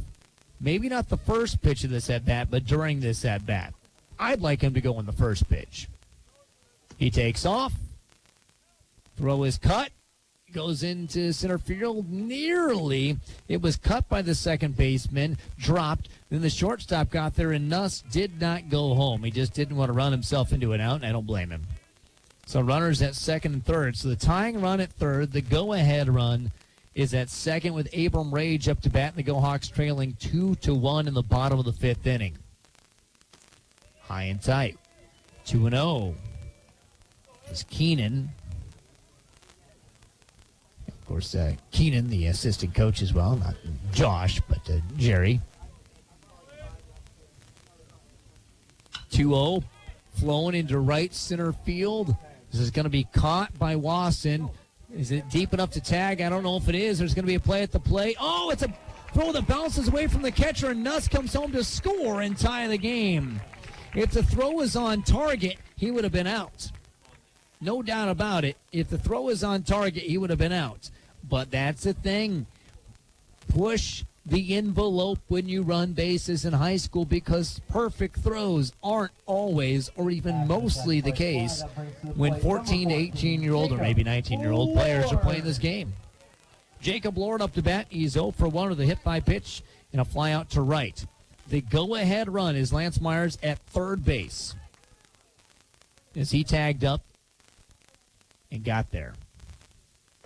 Curveball spins in, strike 1 to Lord, not offered at. 2-2 the score. Both teams with 5 hits in the game. The Go Hawks have committed a couple errors. Waukon is not. Go Hawks, though, could take the lead with 1 swing of the bat. Popped up on the infield. This one is high. Pitcher catches it right in front of home plate, about 15 feet. So the Go Hawks tie it up as we go to the 6th inning. 2-2 the score. Be back after this on the K-Way Sports Network. Good luck, Go Hawks, from Johnston Financial Services. Johnston Financial Services at 116 West Bremer Avenue in Waverly. Call them at 352-5938. Securities offered through First Heartland Capital Incorporated, member FINRA SIPC. Johnston Financial Services, LLC, is not affiliated with First Heartland Capital Incorporated. When it comes to investing, start with Johnston Financial Services, LLC. Your wedding day will be beautiful and hectic. Sunrise Catering in Reedland believes you shouldn't have to worry about the catering on your big day. Sunrise Catering will handle everything, whether you have a formal sit-down or buffet-style meal. From paper and linens to silverware and china, Sunrise Catering will get it done. Plus, the food is amazing. Call Bev for reservations, 279-4089. You'll have plenty to think about on your wedding day. Catering won't be one of them when you trust Sunrise Catering in Reedland.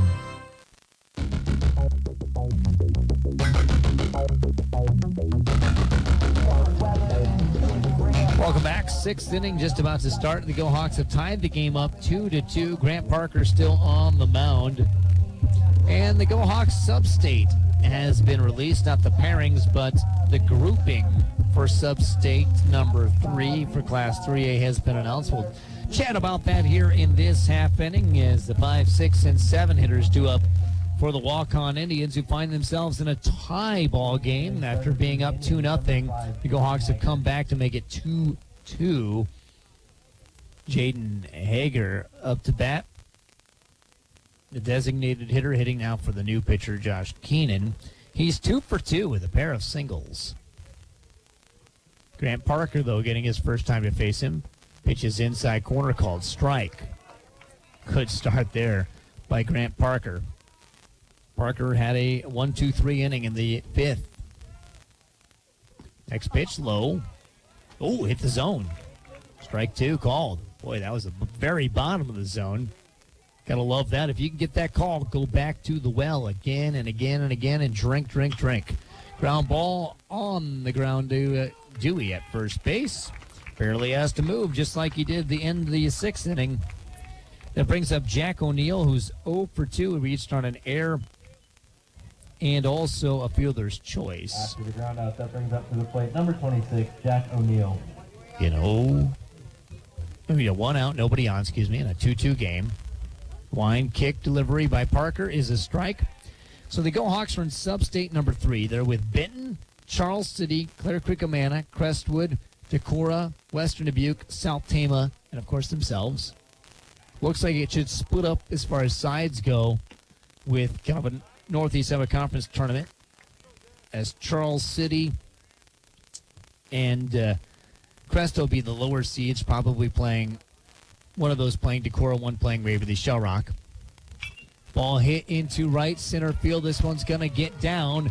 That's a single, the first of the night for Jack O'Neill. 1 out, 1 on, and he'll take off to second. Actually, give him a double on that. Boy, he was aggressive, got the double. So Charles City's got the go-ahead run at second base with 1 out and Nathan O'Neill up to bat. But I'd imagine on the other side, Western Dubuque or Clear Creek Amana will be the 1 seed. Coach Harmson seems confident that it'd be CCA, although I don't know. Western Dubuque seems like they could be the 1 seed on that side. No way with the Shock and Decorah fighting for who could be the 1 seed on the other side. And you want to win enough to where the Go Hawks could host that first pair of games. Pitch inside to Nathan O'Neill. O'Neill struck out, reached on a single, moved over to second on a error, third on a balk, and then scored his last time up. Pitch is high, 2-0. And I did talk with Coach Hermson about his draw. We'll play that comments from him in just a little bit. Runner at first. He's going to run the first baseman, my mistake, as playing in. Is a bunt, foul down third base line. Teams have their coverage of what they call, and obviously you got to have the first baseman in, the second baseman covering first, and the third base covering his own bag because Jack O'Neill wants to be bunted over to third. And if there's a chance to throw the runner out on his way to third, obviously you do that. You can't do that now as pitch goes behind the batter. A runner scoots over to third, and it's a 3-1 count. 2-2 game, go-ahead run for Waukon is 90 feet away in the 6th inning. This is getting to winning time here. These are the big plays of the game. Go Hawks need to win this one. They won game 1 6-0, but this one is nip-tuck, kind of like that extra inning affair up in Waukon earlier this year. Ball blocked by the catcher Chapin. Runner stays at third. However, the batter goes to first on balls. 1 out. Double plays in order. Brody Gress up to bat. He's 0 for 2. Oh, geez.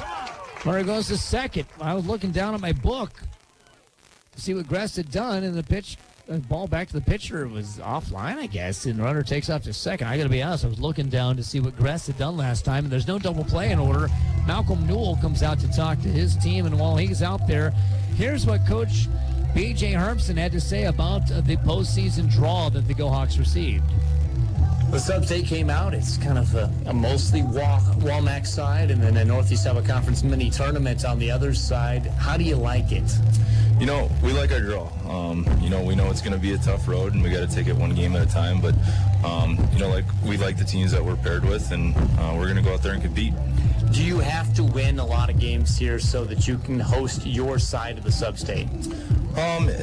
We think it'll be a toss-up probably between us and Clear Creek, but at the same time, we got to take care of business because Decorah is right there too. So I would consider Western Dubuque probably the number 1 seed, and then us, Clear Creek, and Decorah kind of all right in that 2, 3, 4 mix. And honestly, it could go anyway. Yeah, I misspoke earlier when I said he thought that Western Dubuque is a 2 seed. Yeah, it's between them and Clear Creek, as Brody Kress tries to bunt, misses it. It was going to be a squeeze. The runner got lucky to get back. Here's the wind, the pitch, outside, ball 1. Gress didn't show a bunt that time. That's interesting. Over on Y99.3, pitching change for Charles City as the GoHawks lead 7-1. Emma Thompson had a grand slam for Waverly Shell Rock softball tonight. Maya Willie also had a home run, a solo home run. Pitch was a strike to Gress. This would be a big strikeout. Grant Parker's a very good strikeout pitcher. Runners at second and third. The infield choked in. Bunt shown. He pulled it back, did he? Did he pull back enough? It's close. That's close. Call it a ball. 2-2. 2-2. The infield choked in on what is the green part of the infield on this field turf. Ball hit on the ground, gets through. 1 run scores. Waukon takes the lead. They're going to send another home. Dylan Stockdale throws toward home, but not in time. A 2 RBI single to throw to first base. They get him. The runner at first, Gress, had rounded too far. They threw behind him. He tried to get back to the bag, and he was thrown out. That's out number 2. However, Waukon leads 4-2.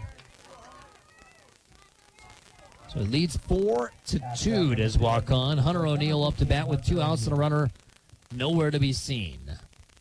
It's a big hit, though, by Waukon. Curveball inside, misses. Man, oh man, the GoHawks got back to tie this. Now Waukon gets that 2-run lead back. Pitch right at the bottom of the zone, strike 1. 9-hitter Hunter O'Neill up to bat. Good base running by Waukon, though. You give them credit. They put themselves in scoring position with some good base running. GoHawks made, little mistakes. And now it's 4-2 Waukon. And Parker high, 3-1. Don't want to walk the 9-hitter. Don't walk anybody, but you especially don't want to walk the 9-hitter.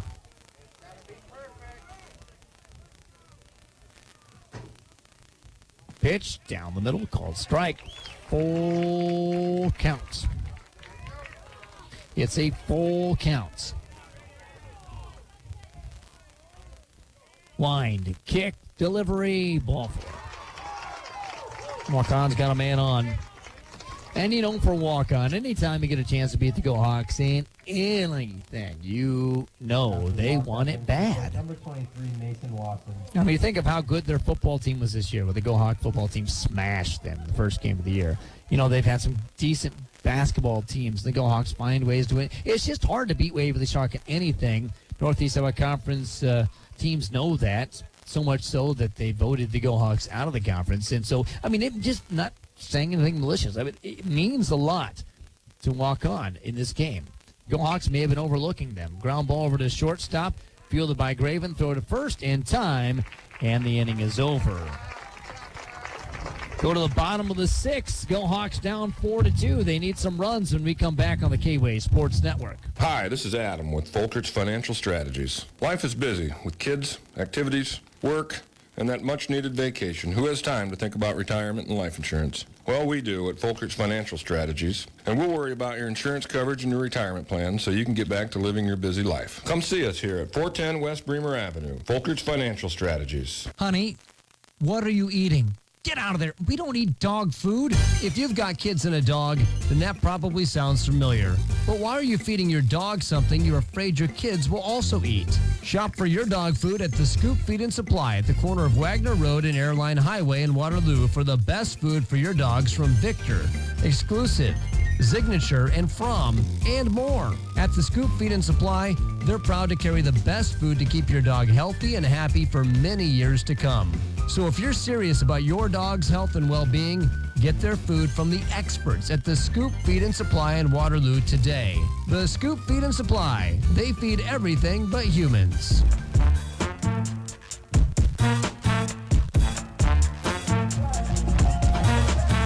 4-2, Waukon with the lead as we reach the bottom of the 6th inning. The 8, 9, and 1 hitters due up for Waverly Shell Rock.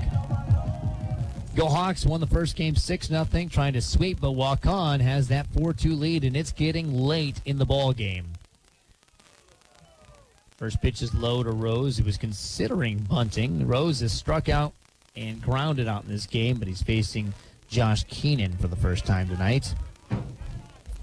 But Go Hawks certainly have the bats to get back into this. They've been out hitting the game 6-5 by Waukon as a pitch outside. Talking about the Go Hawks sub-state, there's a couple sub-states I think that would have been worse for the Go Hawks. I don't think it's a bad sub-state for the Go Hawks. It's weird geographically. Normally, say, do you go east, west, or south? And they kind of was a little bit of everything. Pitch inside corner, called strike. 2-1. But Sub-State 4, I think, would be tougher with West Delaware and Dubuque Wallards. Center Point Urbana, pretty tough in there. The 2-1. Inside, fastball, strike 2. I think Sub-State 6 would have been tough with, Xavier. The 2-2. Pitch outside. Count runs full, and I think Sub-State 5 would have been tough with Assumption and Marion both in that. So I think the Hawks got a decent sub-state. It's a path to state that's possible as Rose gets it, but you can't be thinking too much about state. You got to think about getting by Waukon tonight so that you can go Tuesday to Decorah and have a big battle. And there's a visit to the mound. Looks like there's going to be another pitching change. Looks like they may be sending Isaac Rowe. Yeah, it's a Waverly Tire Company pitching change. When you need to change your tires or even repair your tires, trust the people that treat you like family. Waverly Tire Company is so fast, they might just get you in and out before we come back from this Waverly Tire Company pitching change. 4-2, Waukon with the lead, but the Go Hawks got the leadoff man on with nobody out in the bottom of the 6th inning. We'll be back right after this. You're listening to Go Hawk Baseball on the K-Way Sports Network. For over 155 years, First National Bank has served our communities with commitment and dedication of providing quality financial services. Hi, this is Steve Williamson with First Bank. While our name has changed from First National Bank to First Bank, everything else is the same. We're the same us with just a new name. You will see the same friendly, dedicated staff when you visit any of our locations, and we will be offering the same great products and services to fit your financial needs. At First Bank, we are excited for the future and look forward to serving you first. Member FDIC. The Dirty Dog American Bar and Grill in Waverly is the place to bring your friends and stay a while. With pizza, sandwiches, the Cedar Valley's best burgers, wraps, and amazing salads, the Dirty Dog has something for everyone. Stop in to watch the game or just grab a cold beer or your favorite drink and enjoy the great atmosphere with state-of-the-art TVs and sound system. The Dirty Dog American Bar and Grill in Waverly. Real food for real people.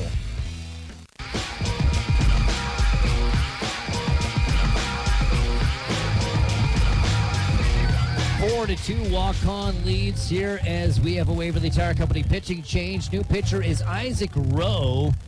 Isaac is a junior with 19 innings pitched. He's got a record of 2-1. His ERA is 1.84. He's struck out 13, walked 6, hit 1, and opponents bat .233 against him. Cole McCormick will come into play first. Interesting note, my engineer just said that Josh Keenan and now Isaac Rowe, back-to-back pitchers for Waukon. His cousins.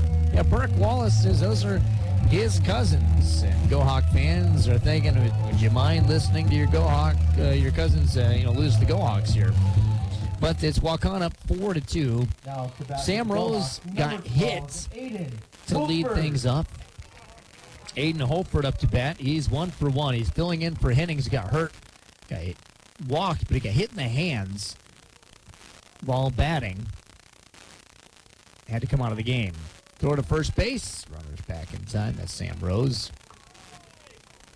4-2, Go Hawks trail here in the bottom of the 6th inning. Can't necessarily win it here, but you can put yourself in winning position. Ball hit over to the first base bag. McCormick, who just came in, has to race to the bag before Hopeferton gets there first for out number 1. It did move Rose over to second. Brings up Carson Graven, who's 1 for 2 with a single, a hit by pitch, and a ground out in this game. After the ground out, that brings Isaac Rowe, right-hander, Carson black socks showing below the white pants, long golden hair coming out of that black cap. Graven, the right-hander, waiting for the first offering. Swings and fouls it straight down. 0-1.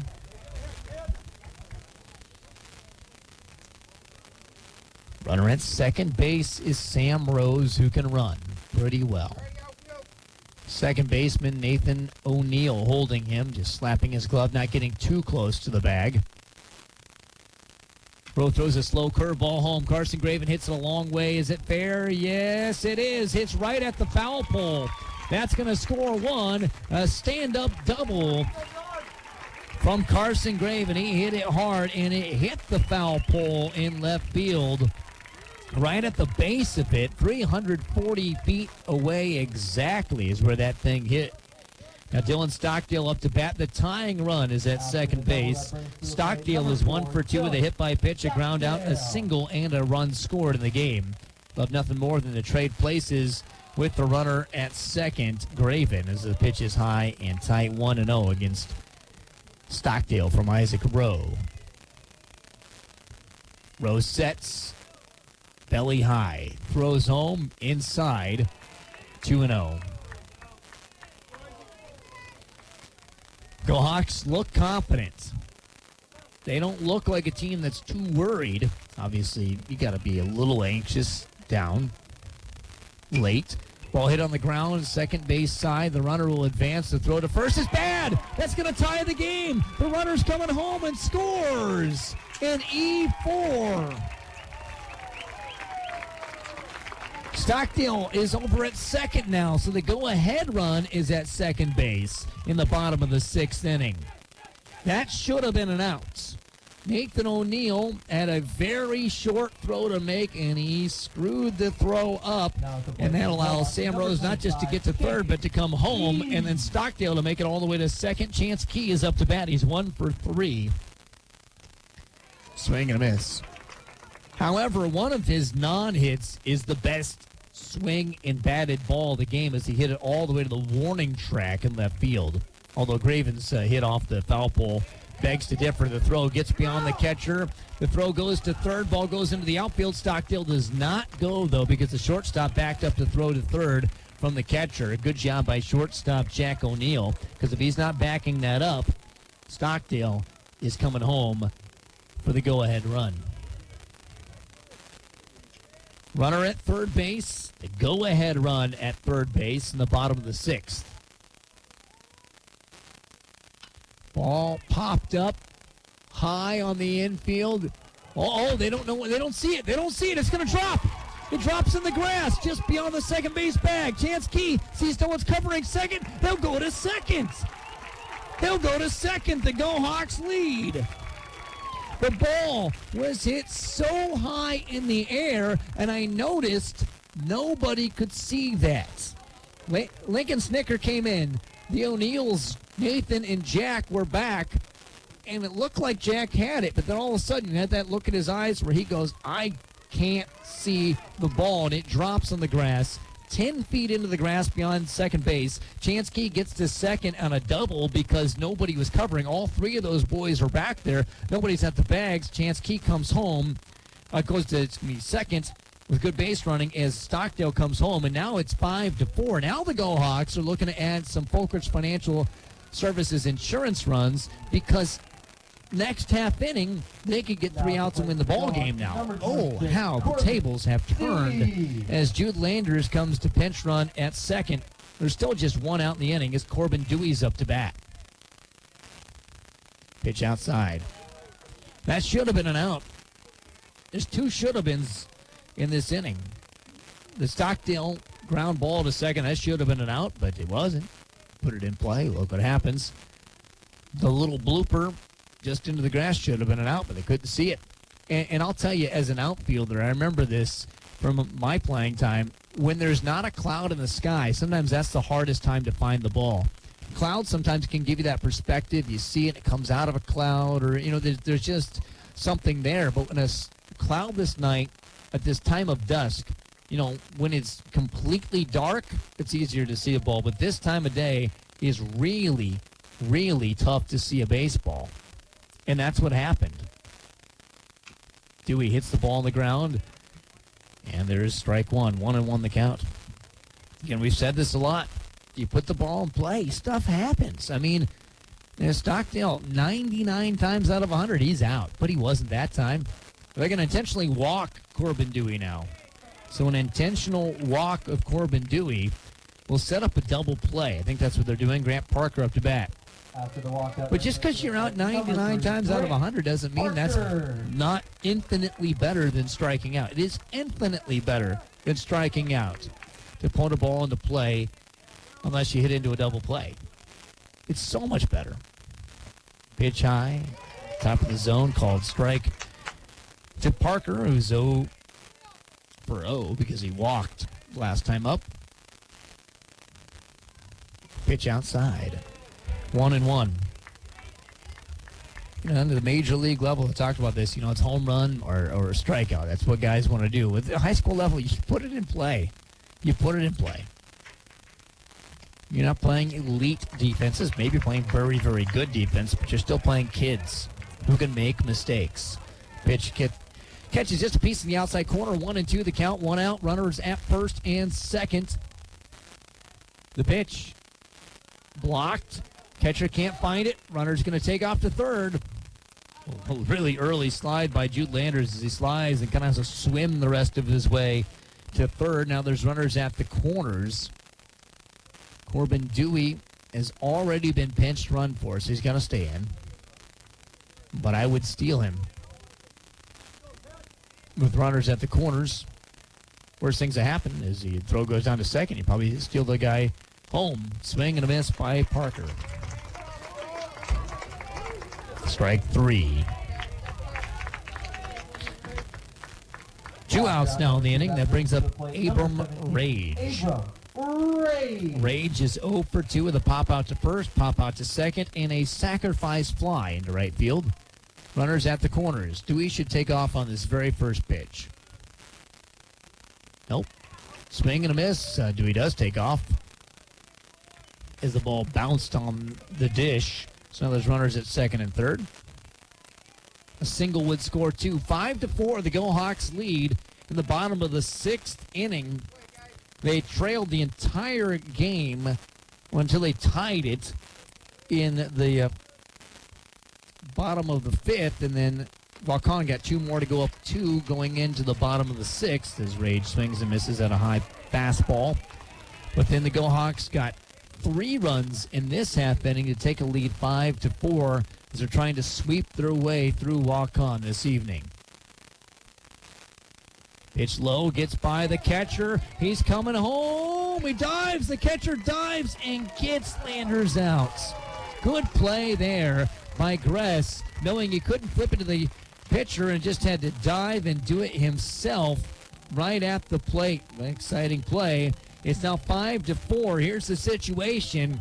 If Waukon scores, the game continues. If not, the Go Hawks win and they sweep. You're listening to Go Hawk Baseball. Exciting 7th inning after this on the K-Way Sports Network. If you want the right car and you want it simple, there's no pressure, we just here to please ya. Cherry Rolling Motors is right for you. 40 years of sales, 40 years of service. 40 years of commitment. Hi, I'm Craig Gunderson, General Manager. And I'm Caleb Admire, Sales Manager. And we're here to celebrate 40 years of being in business. We would like to thank our community, employees, and our loyal customers for the opportunity to serve all of your needs over the past 40 years. Here at Jerry Rolling, we're proud to call Waverly home. Our success is a result of this great community standing with us over the past 40 years. As we navigate the future, one thing is certain. We look forward to providing exceptional sales, service, and support to our community and customers alike. That is our commitment to you. From all of us at Jerry Rolling, thank you. Jerry Rolling Motors, right for you. Jerry Rolling Motors, right for you.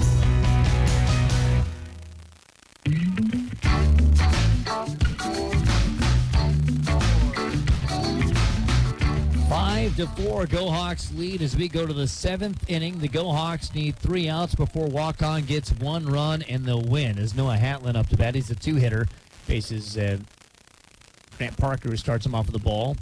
And now another ball. This is the heart of the order for Waukon. So if you're an Indian fan, this is exactly who you want up. Hatlin, Snicker, Rowe. 2, 3, 4. That's exactly who you want up. Ball hit into center field. Going back is Holford. He's got it over his head. He played pretty shallow. And there's a leadoff double. A leadoff double. So the tying run is at second base for the Waukon Indians as Lincoln Snicker comes up to bat. He's 0 for 3 with 2 strikeouts and a ground out. Ground out was his second base. Holford was playing shallow. They got over his head.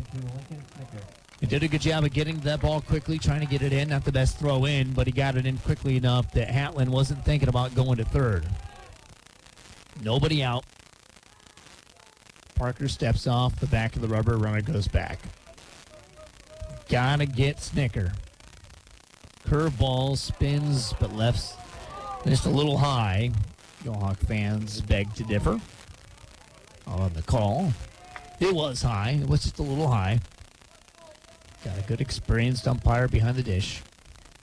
Ball popped up and over my head, 1-1. I sit here in this beautiful press box.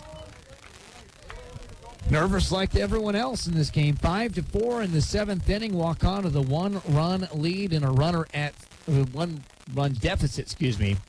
Go Hawks with a 1-run lead. Pitch hits the outside corner, 1-2. But yeah, Walkon's got the tying run at second, but nobody out. The Go Hawks lead 5-4. The Go Hawks lead for the first time in this game after they scored 3 runs in the bottom of the 6th. Now, Coach Shellsmith going over to talk to Snicker. Got his hand on his shoulder. Slaps the 2-2 on his back. And let's see what Snicker can do with some encouragement. He may just be saying, hey, put it in play. Don't strike out here, buddy. That's what they did to us. Here's the pitch. Blocked by Chapin. Good block because you don't want the ball to get by you and allow the runner to get to third base and be 90 feet away from tying this ball game. 5-4. Go Hawks with a slim lead, but nobody out. Runner at second base in the top of the 7th inning. Parker sets, pitches, foul down, straight down, stays with a 2-2 count. 2-2 the count. It's a big at-bat. A very big at-bat. Grant Parker from the stretch throws outside, sliding over to catch that is Chapin. Good catch by Chapin. He had to slide way over. That ball would have hit a lefty. He had to go that far over to catch it. It's now full count.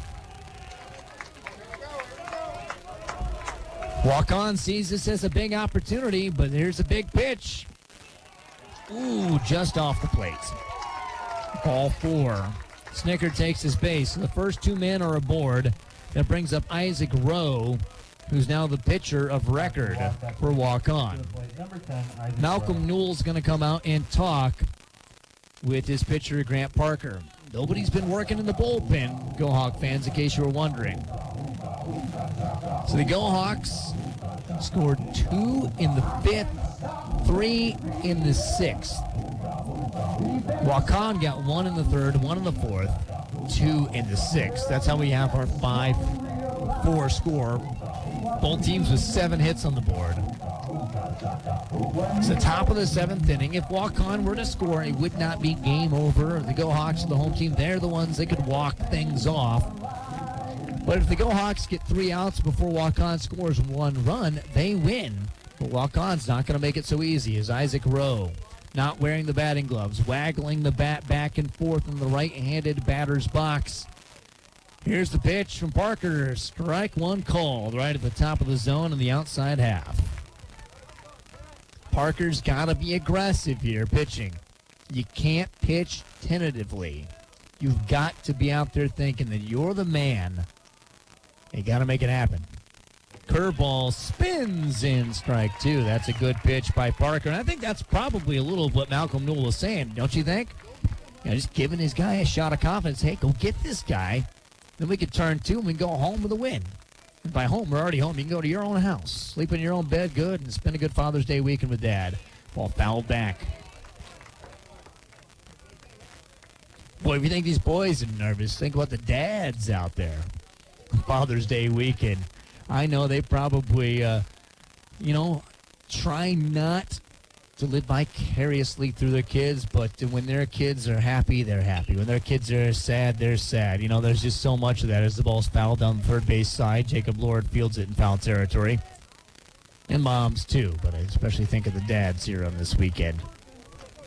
Those dads that play catch in the backyard with these boys. Watched them play t-ball just like I'm watching my son, and watched the love for this game grow. And they want these moments. When you're a little boy playing in the backyard, imagining things yourself, tossing the ball up to yourself and hitting it yourself, you imagine. Seventh inning, game on the line, strikeout. The throw to third, it's by from the catcher, and the game is tied. Oh, no. So there's an out as Rowe is struck out. But both runners double steal.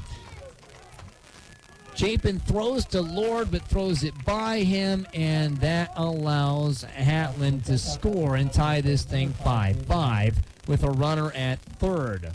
Waukon has the go-ahead run now, 90 feet away, and Hager up to bat, the DH, who's 2 for 3 with a pair of singles. Run choked in. Ground ball, second base. Rose throws to first. That's out number 2. Now the infield can play normal depth. Everything was choked in, and Rose made the play. Now you can relax the defense. It's 5-5. Jack O'Neill up to bat. He is 1 for 3. Reached on an error, a fielder's choice, and had a double with a run scored last inning. 5-5 game here in the 7th. The pitch spins in for a strike. A bad throw allowed Waukon to get the tie.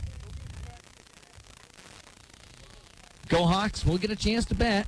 In case you're wondering, they have the 6, 7, and 8 hitters due up in the bottom half of the 7th. Next pitch, check swing, did not go. 1-1, good block by Chapin. Because if the ball gets by him, the go-ahead run would score. A lot on the line. Remember, the Go Hawks and Indians played an extra inning game up in Alameda County earlier this year. I was not there. I was at a soccer match. Ball fouled right into the Waukon dugout on the first base side. 1-2 the count to Jack O'Neill. Can Grant Parker keep this thing tied so the pressure's on your offense, but not desperately on your offense in the bottom of the 7th, where you can walk off with victory, but if all fails, you just go to extras. That's what's on the line. The pitch. Ground ball taken by Dewey. He's going to flip it to the pitcher who stabs his foot down. He's safe. Waukon scored the run. Waukon scored the run. Dewey had to come off the bag as he came toward the second base side. Had a little issue fielding it at first. Flipped it underhand to Grant Parker. Parker catches, stabs his foot down, but not before Jack O'Neill beat him in a foot race there. Coach B.J. Hermson's going to come out to argue this. It was a bang-bang play. I'm not going to act like I saw it better than the umpire. All I can tell you is it was a bang-bang play. And B.J. may be saying, did he not catch it cleanly? What happened? He's probably asking, did his foot beat him there? Or do you say not catch it cleanly? 6-5, Waukon with the lead here in the 7th inning with 2 outs. Oh, that was a big play. That was a really big play. It was either inning over or Waukon with the lead, and it was the latter. Throw to first base, runners back. While we have a moment, let's pause. 10 seconds, first station identification. You're listening to the K-Way Sports Network. K-Way Country, AM 1470, and the new FM 96.3. 96.3. While that was playing, there was a foul ball sprayed to the left field side out of play. 0-1 the count to Nathan O'Neill. Well, the Go Hawks have to get out of this half inning, and then will have to score at least one in the bottom of the seventh. Otherwise, they'll lose to Waukon. And Tuesday's doubleheader with Decorah, not quite as interesting as it could be with two teams tied at the tops.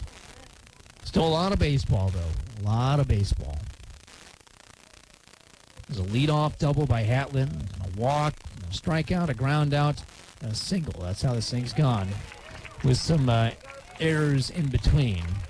Strike called to Nathan O'Neill. Count is 0-2. Grant Parker needs to get this strikeout, and the Go Hawks need to group themselves back together and make some plays offensively. Ball fouled away. Give the Indians a lot of credit. They've fouled off a lot of two-strike pitches tonight, making things difficult for Waverly Shellrock. If your emotions right now are in the grinder and your stomach's twisted, just imagine being one of these boys on the field. I'm sure they're feeling all these feelings. Runner takes off to second. Foul ball. Foul ball back to the catcher for Waukon, Gress, who's in the on-deck circle with the shin guards on. He's hoping to take him off. Go Hawk fans want to see him leave those things on. Runner at first being held on by Dewey. Big lead at first. Runner takes off. Ball one. Runner goes to second. 6-5 Waukon with the lead. They already lead by one, but they steal second because they know going up by two is a huge deal. Go Hawks have been held off the scoreboard until the fifth inning, though. The offense is heated up. Strike three called on the inner half. Here's the deal, Go Hawk fans. Score one, force extra. Score two, walk off in pure bliss. We'll find out what happens in the bottom of the seventh after this on the K-Way Sports Network. Mom, I don't feel good. My throat hurts. I think I caught the bug going around the office. Hi, honey, Jess rolled her ankle at her game. I think we need to go to the walk-in clinic to get it checked out. I'll meet you there. When you need care today, the walk-in clinic at Waverly Health Center is here for you. Get exceptional local care with on-site labs and x-ray from skilled and friendly healthcare providers without waiting for an appointment. Our experienced nurse practitioners and physician assistants are ready to help with those unforeseen sprains, strains, and sniffles. Located on 9th Street Southwest in Waverly, Iowa, the walk-in clinic is open when you need it, Monday through Friday from 9 a.m. to 7:30 p.m. and Saturday and Sunday from 9 a.m. to 5 p.m.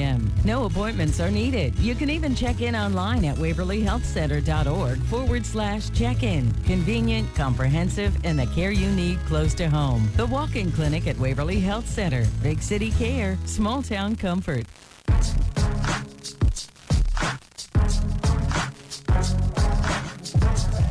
Bottom of the seventh inning, the Go Hawks come up with Rage, Lord, and Rose in that order. Abram Rage had two strikes on him when there was a play on the base paths, so he gets a fresh count against Isaac Rose. Swings and misses at the first offering. The Go Hawks need to score one to keep the game alive and two to walk off with a victory.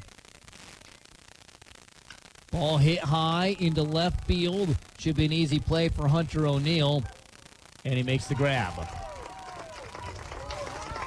One up, one down. Go Hawks are down to their final two outs as Jacob Lord comes up to bat. He's 0 for 2. He's hit by a pitch, flew out to right, and popped up to the pitcher.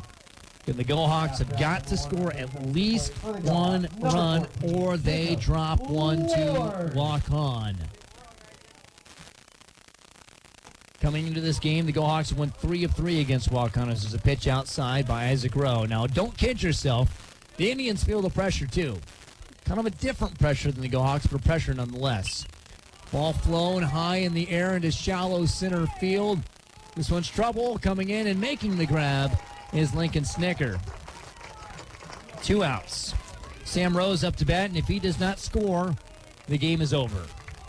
If Sam Rose does not score, the game is over. He's 0 for 2 with a strikeout, a ground out to short, a hit by a pitch, and a run scored. Sam Rose. The Hawks have scored all 5 of their runs in the last 2 innings. Ground ball over to shortstop. It's muffed. The throw in time. He muffed it, but Jack O'Neill picked it up, and the throw is in time. Waukon knocks off